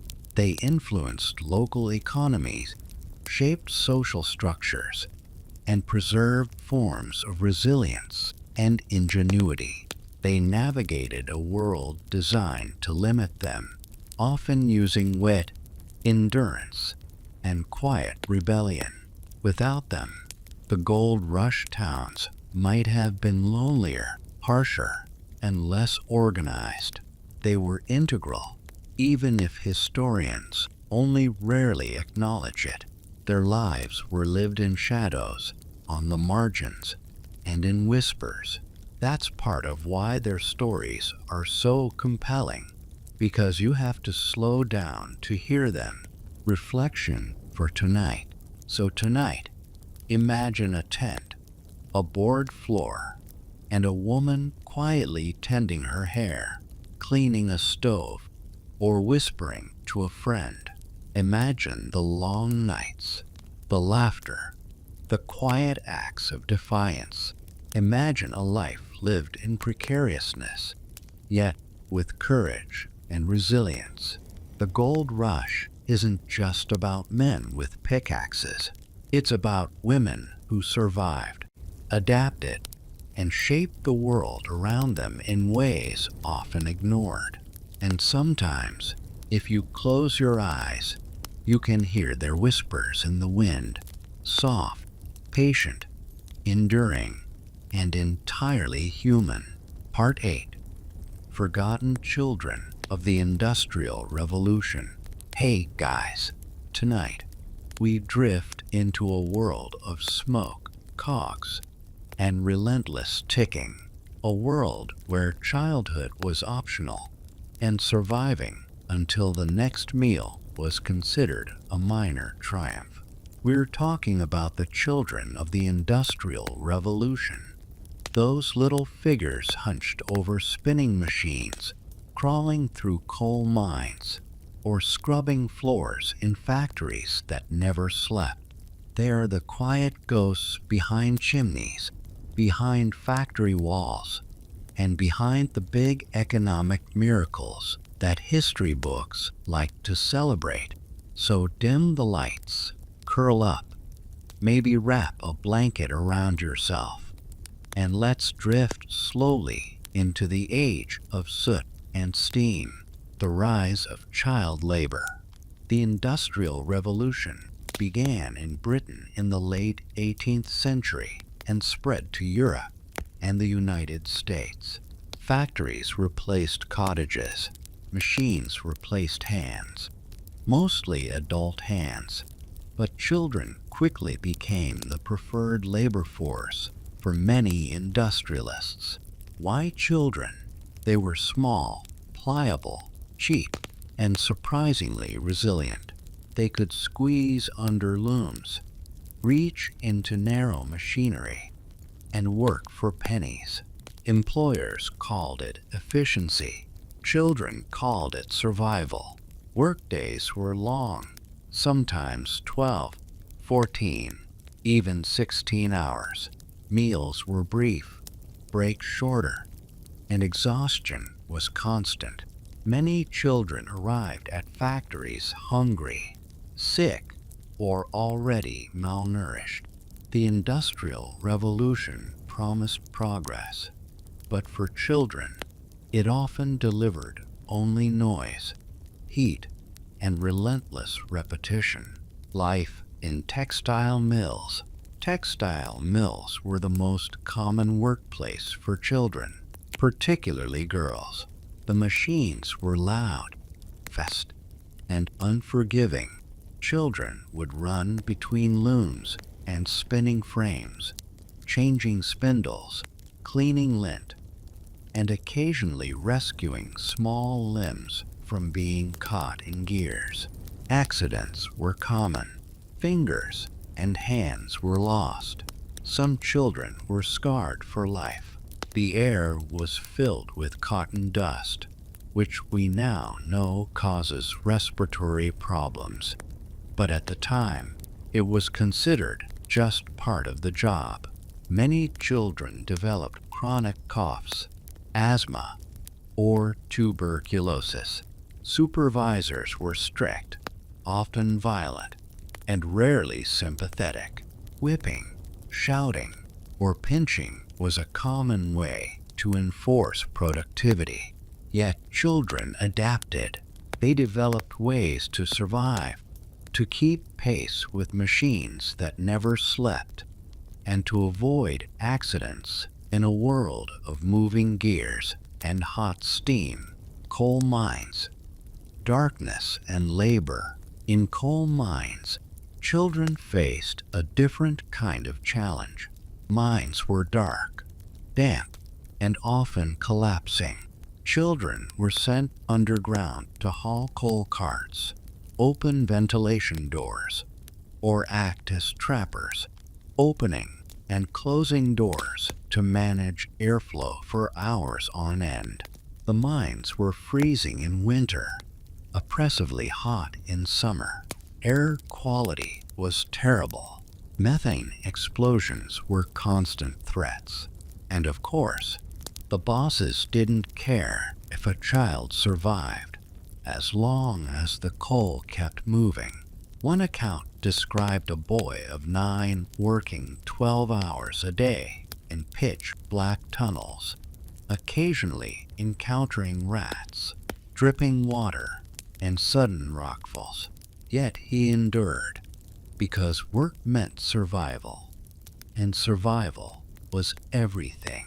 Workhouses and factories. Not all children worked directly in mines or mills. Some were sent to workhouses or factories that produced everything from shoes to matches to pottery. Conditions varied, but were generally grim. Workhouses were overcrowded, cold, and underfed. Factories were noisy, filthy, and dangerous. Machines were new and often poorly understood. Injuries were frequent, and medical care was minimal. Children were expected to be efficient and obedient. Those who faltered were punished, beaten, deprived of meals, or forced into extra labor. One inspector noted in the 1830s that children sometimes cried quietly at the end of long shifts, but tears were considered weakness. Strength, endurance, and compliance were valued far more than health, happiness, or childhood. Health and disease. Illness was constant. Factories were hot in summer, freezing in winter, and often poorly ventilated. Dust, soot, and chemical fumes contributed to chronic respiratory problems. Malnutrition weakened immune systems. Children often arrived hungry, ate quickly, and returned to work before fully digesting food. In mines, damp conditions led to rheumatism, infections, and fungal diseases. Deaths were not uncommon, though records were sparse. Factories, workhouses, and mines didn't celebrate human life. They celebrated output. Child laborers survived on routine, instinct, and sheer stubbornness. Some thrived, though at the cost of health and freedom. Education and childhood denied. Formal education was a rare luxury. Some philanthropists and reformers tried to provide schools, but for many children, learning was optional, interrupted, or non-existent. Some factories offered basic reading, writing, or arithmetic during short breaks, mostly to keep track of inventory or wages. But for most, literacy was secondary to survival. Playtime was minimal. Social development was constrained by work schedules, harsh discipline, and the constant presence of machines or supervisors. Childhood, in essence, was sacrificed on the altar of industrial progress. Personal stories. A few voices survived in diaries, letters, or interviews. A 9-year-old girl working in a Manchester textile mill described fingers, stiff and sore, but moving like they had minds of their own. She slept in a loft above the factory, surrounded by dust and the ceaseless hum of looms. A boy in a coal mine in northern England recalled that rats became companions of sorts, running along the tracks, while adults spoke little, and supervision meant threats rather than guidance. A child in a match factory noted that the air smelled of phosphorus and burning sticks, and that burns on fingers were so common they were barely noticed. These accounts are fragmentary, but they convey a life lived close to machines, darkness and danger, humor and resilience. Even in grim circumstances, children found ways to cope. They developed games to pass time, whispered stories, shared secret jokes, or raced along factory floors during brief breaks. Humor, though quiet, became a tool of survival. One boy reportedly taught himself to whistle through a ventilation shaft, just to hear a sound different from the machines. Others carved tiny figures from scraps of wood or metal, small acts of creativity in a world that discouraged imagination. These moments were small, fragile, and fleeting, yet essential. Labor laws and reform. By the mid-19th century, reformers began noticing the toll of child labor.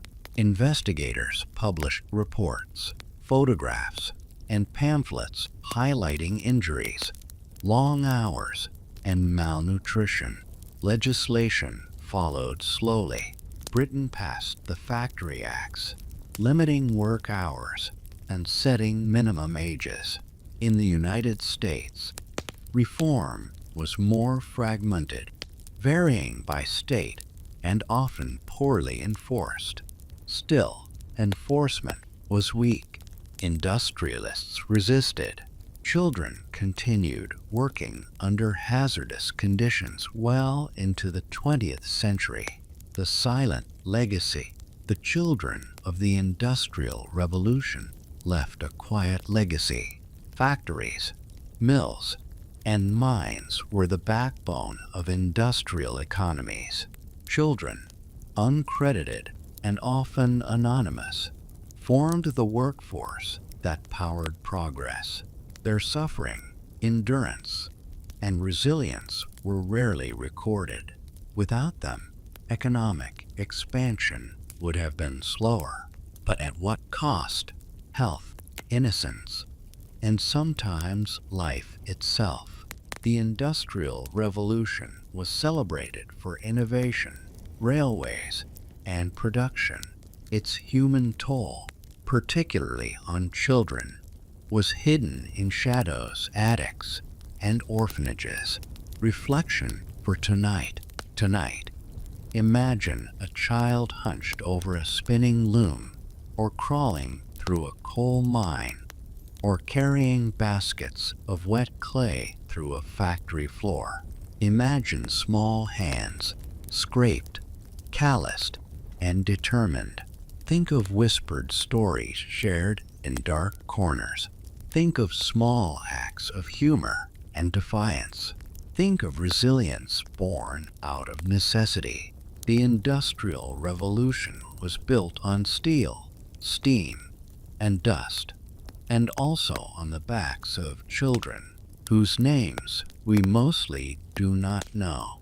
They are the quiet, forgotten figures who made the modern world possible.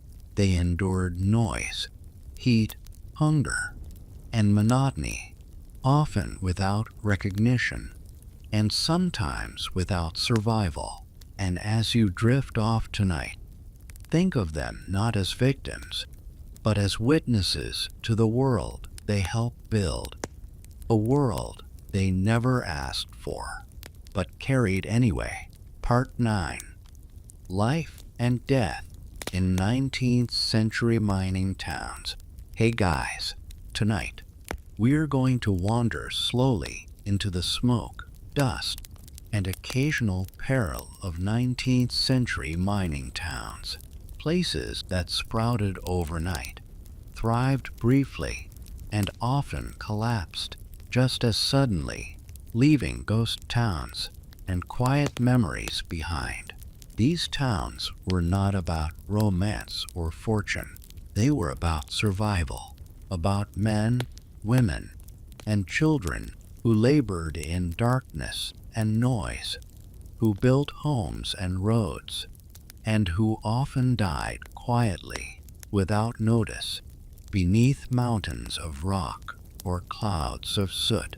So dim the lights, settle in, maybe imagine a lamp flickering on a wooden porch, and let's float gently into life in these rugged, often grim communities. The birth of a mining town. Mining towns began with discovery. Coal seams, silver veins, or gold deposits would be spotted by prospectors. Word spread quickly. Within months, tents and shanties appeared, along with saloons, general stores, and makeshift hospitals. Streets were uneven, muddy, and crowded with wagons and livestock.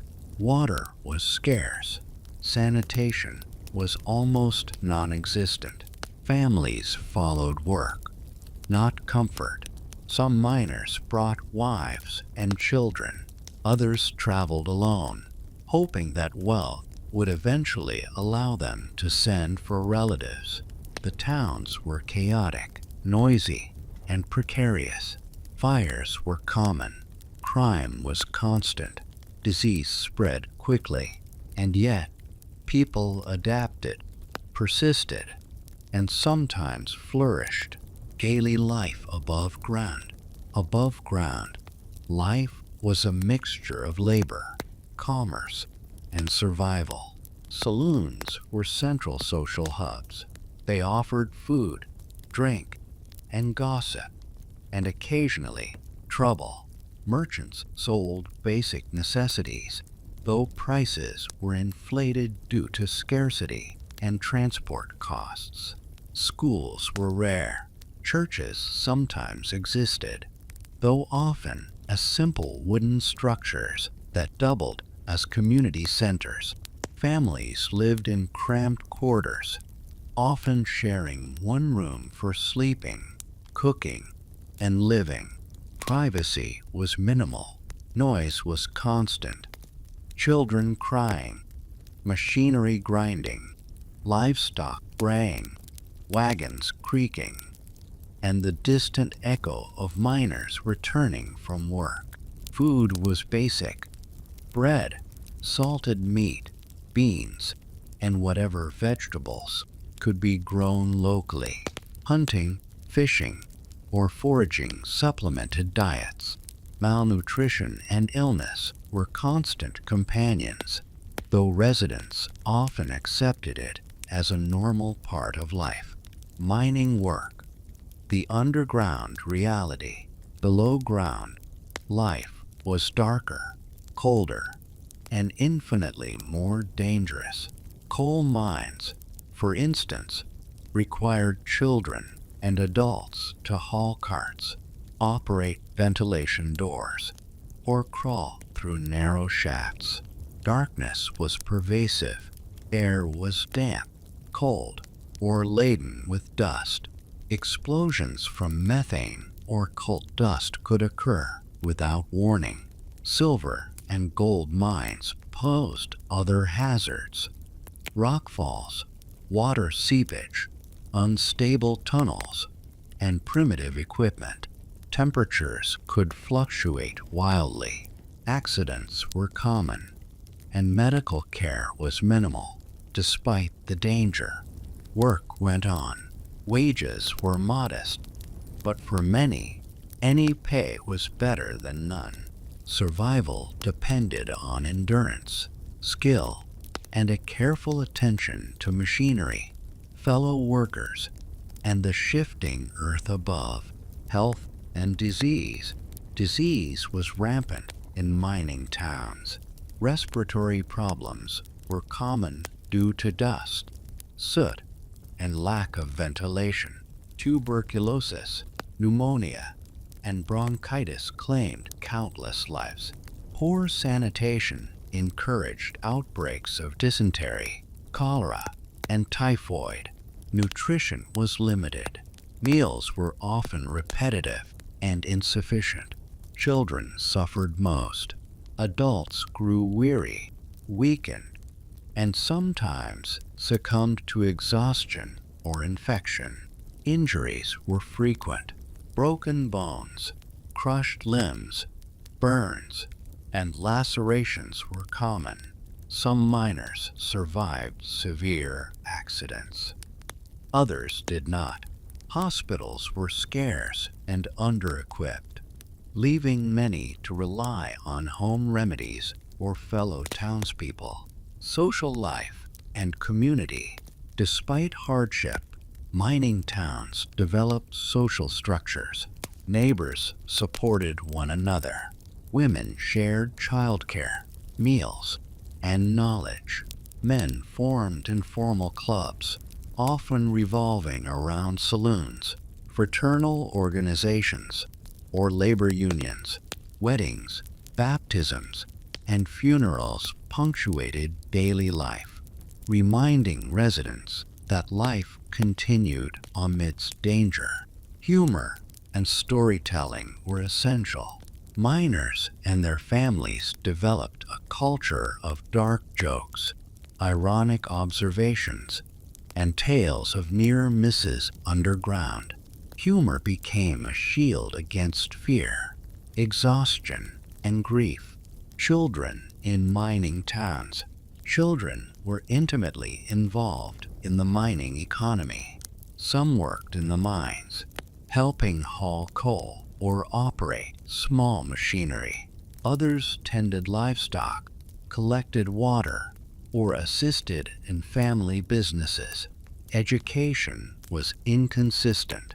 Many children learned practical skills rather than reading, writing, or arithmetic. Play was limited and often intertwined with labor. Children created games from scraps of wood or metal. They raced along streets, invented imaginative scenarios, or imitated the work of adults.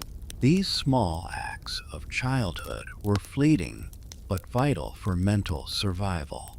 Mortality and tragedy. Death was a constant presence. Mine collapses, explosions, disease, and accidents claimed lives regularly. Families sometimes lost multiple members in a single incident. The dead were buried quickly, often in unmarked graves. Funerals were brief. Grief was quiet, stoic, and pervasive. Survivors carried memories of lost children, siblings, or spouses. The psychological toll was immense, though rarely recorded in historical accounts. Life was dangerous, and death was accepted as a routine companion. Labor and organization. By the mid-19th century, miners began to organize. Labor unions emerged to advocate for safer conditions, fair wages, and shorter workdays. Strikes were common, though often suppressed by company owners or armed guards. Women participated indirectly, maintaining households, tending to wounded miners, and sometimes advocating for reforms. Children occasionally contributed by assisting in strikes or relaying information. The struggle for rights and safety was slow, dangerous, and often futile, but it laid the groundwork for labor protections later in the 20th century. Gender roles in mining towns. Women played crucial roles, though their labor was often undervalued. They cooked, cleaned, cared for the sick, and managed households. Some ran boarding houses or small shops. Others worked as laundresses, seamstresses, or informal healers. Prostitution existed, quietly tolerated in some towns, strictly condemned in others. It was part of the economic ecosystem. a reflection of scarcity, imbalance, and social norms. Women were often overworked, underpaid, and underappreciated, but indispensable to the survival of mining communities. Humor and coping. Dark humor was essential. Miners joked about explosions, collapsing tunnels, and accidents. Families developed superstitions, rituals, or small ceremonies to feel control over uncontrollable circumstances. Music, storytelling, and informal games offered relief. Children mimicked adults, crafted toys from scraps, and invented stories about the mines. These small acts were lifelines, preserving sanity in a world dominated by danger and monotony. Economic fluctuations. Mining towns were vulnerable to economic swings. Gold veins dried up. Coal seams became exhausted. Prices fell. Companies closed operations. Towns that once bustled with activity became ghost towns almost overnight. Families had to move quickly, carrying whatever belongings they could manage. Some returned east. Others traveled to new mining discoveries. Life was transient, precarious, and demanding. Despite this, resilience persisted. Communities reformed, adapted, and rebuilt, even after repeated failures. Notable incidents. Historical records highlight specific tragedies. The Avondale mine disaster of 1869 in Pennsylvania killed 110 miners when a fire trapped workers underground. Families grieved quietly. Newspapers reported the numbers, but the stories of individual suffering were mostly lost.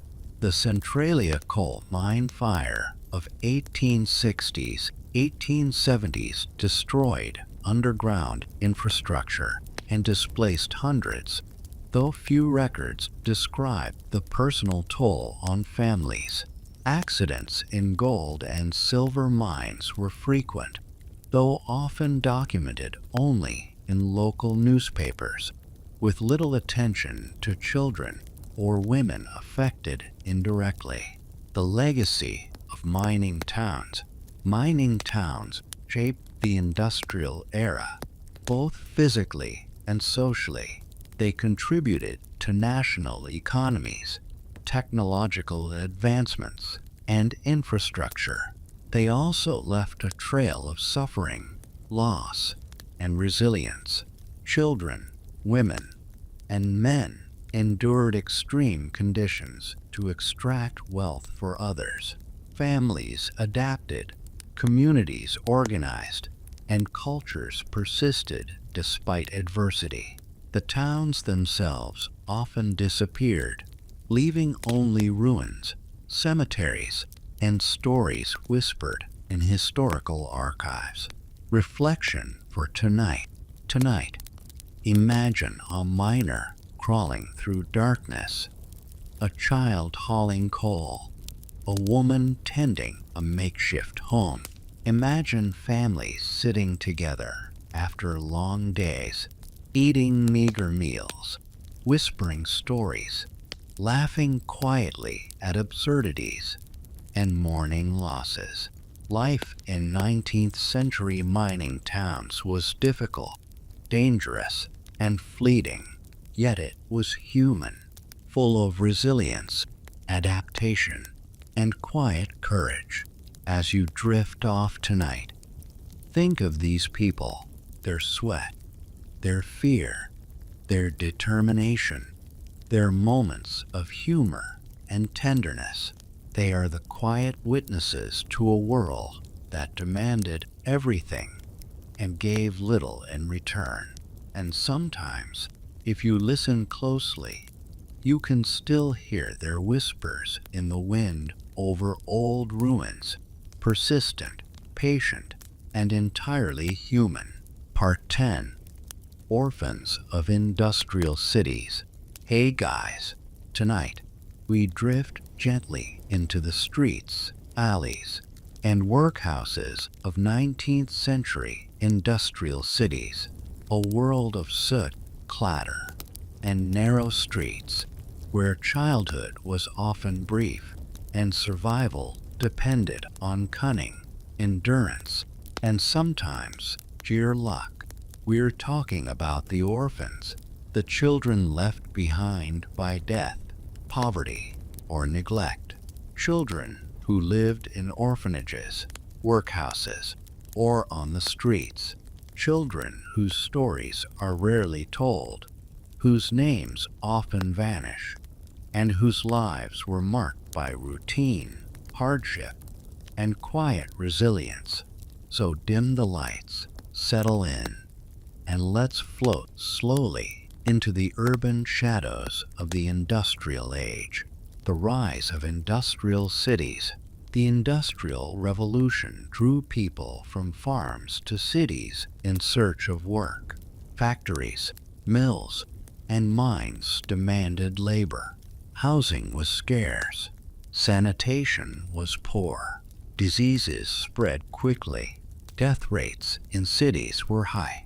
Cholera, typhoid, smallpox, and influenza claimed many lives, often children.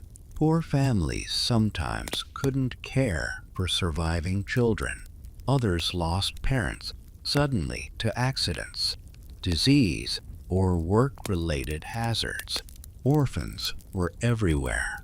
Some were lucky enough to have extended families step in.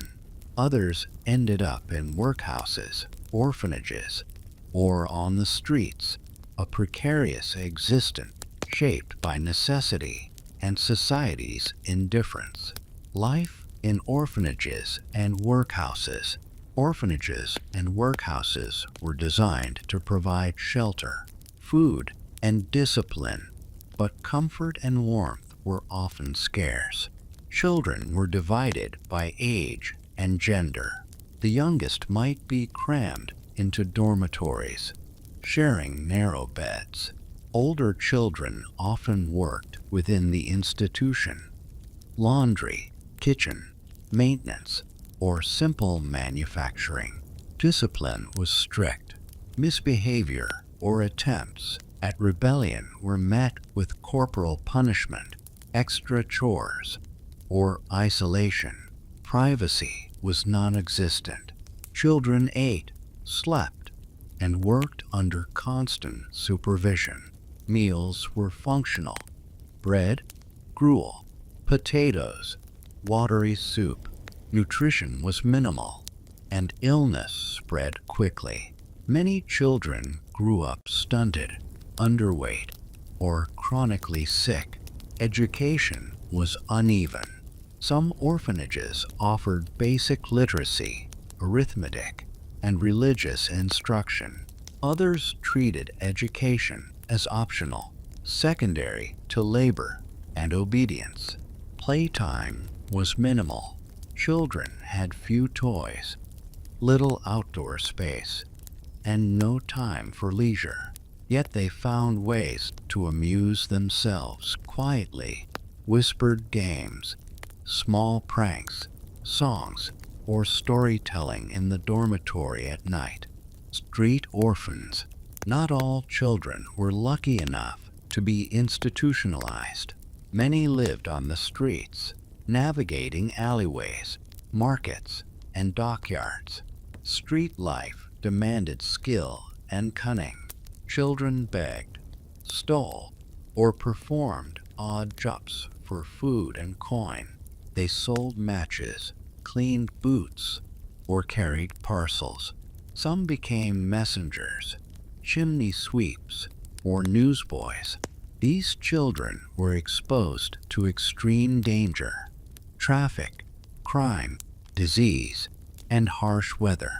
Hunger was constant. Theft and violence were daily threats. Yet street children often developed resilience, creativity, and networks of friendship. that helped them survive, work, and labor. Whether in orphanages or on the streets, children worked.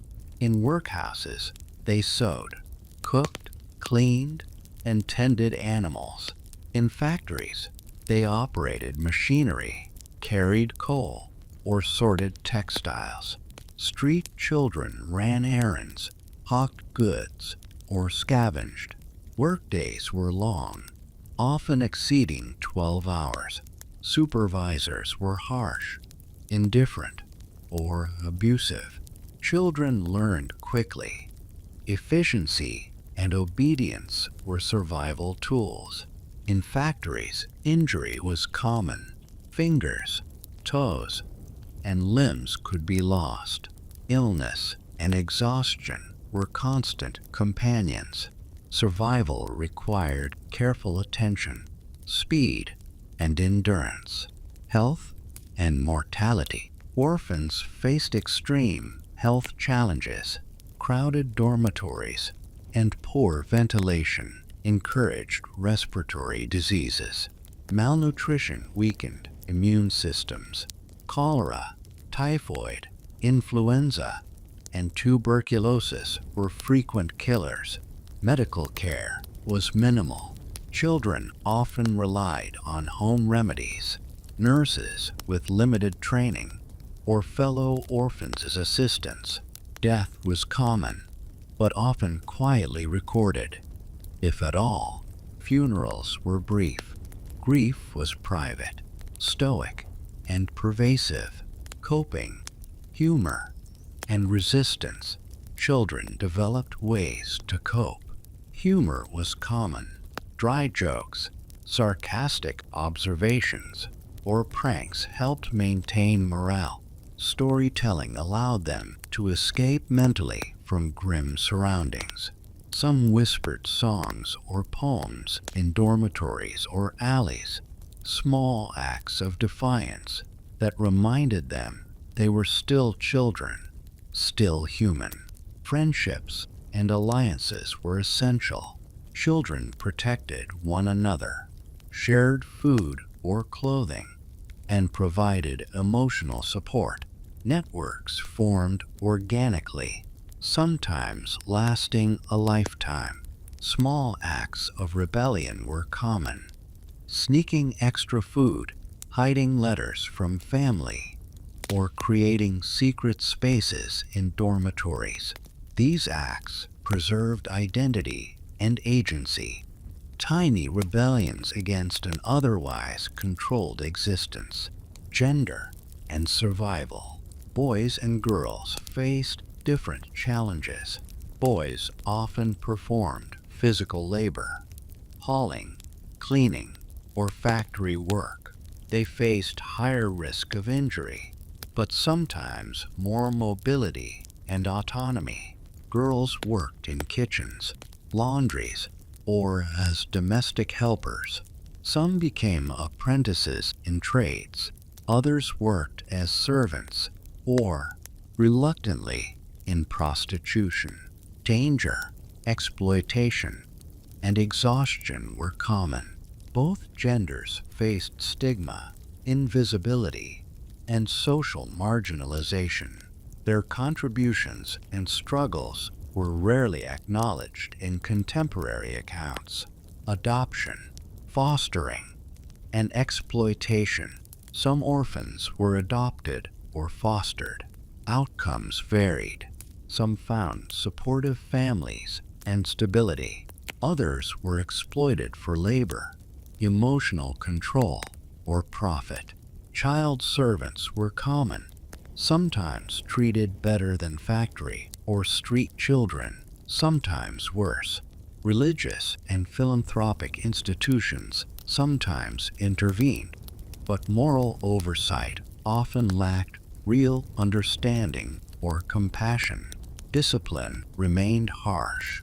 Labor remained compulsory, and children's voices were largely ignored. Education and skill development. Education was inconsistent but crucial. Some orphanages offered reading, writing, arithmetic, and religious instruction. Others focused only on labor and obedience. Trade skills were valuable. Boys might learn carpentry, blacksmithing, or factory operation. Girls might learn sewing, cooking, or laundry. These skills sometimes allowed children to survive as adults, though opportunities remained limited. The combination of labor, minimal education, and harsh environment created a generation resilient but constrained, capable but often trapped by circumstance. Urban poverty and disease. Industrial cities were filthy, noisy, and crowded. Chimneys spewed soot, streets were muddy, and sanitation was almost non-existent. Contaminated water spread disease. Families and orphanages could not keep up with hygiene demands. Children were most vulnerable. Frequent exposure to cold, damp, and filth led to chronic illness. Epidemics were common. Mortality rates were high. Survival required endurance, luck, and sometimes community support. Notable accounts. A few accounts survive. A girl in Manchester described the workhouse routine: waking at 5 a.m., laboring until 9 p.m., eating gruel, and sleeping in a loft with 20 other children. She noted the humor that kept them sane. Small games played quietly under blankets. A boy in London ran errands for shopkeepers, begged coins, and scavenged scraps. He noted that friendship networks among street children were more reliable than adults, and small acts of sharing often determined survival. Diaries and letters from orphanage inspectors document exhaustion, illness, and obedience, but rarely capture individual humanity. The children's stories emerge only in fragments, in whispers, in memories passed down. The role of philanthropy and reform. By the mid-19th century, social reformers began addressing child welfare. Figures like Charles Dickens highlighted orphan struggles in literature. Charities, philanthropic organizations, and early child labor laws began to emerge. Workhouses were reformed slowly. Education was gradually improved. Street children were offered temporary relief, sometimes apprenticeship programs, and occasionally shelter. Progress was uneven, slow, and often inadequate. Children continued to labor, endure disease, and face poverty for decades. Humor and resilience again. Even in dire circumstances, children found ways to endure emotionally. They whispered jokes, created secret clubs, told stories, and sang songs. Humor, imagination, and small acts of rebellion helped them survive the monotony, harshness, and isolation of institutional life. These moments, though fleeting, were vital.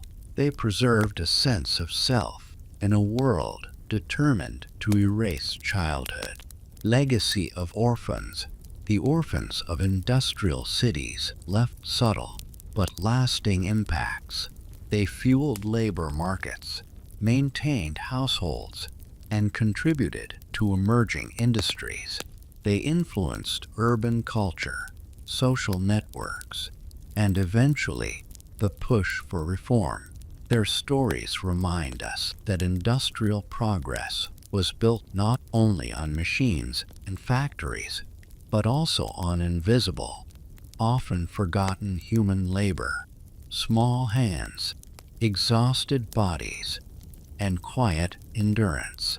Reflection for tonight. Tonight, imagine a child sleeping on a narrow wooden bed in a workhouse dormitory, or huddled in an alley on a rainy night, whispering with friends to maintain sanity. Imagine waking before dawn, working until night, and surviving despite constant danger. Life for industrial city orphans was harsh, relentless, and often anonymous, yet it was filled with resilience, humor, quiet rebellion, and the simple will to live. Their endurance, small joys, and whispered defiance remain quiet witnesses to human survival in extreme circumstances.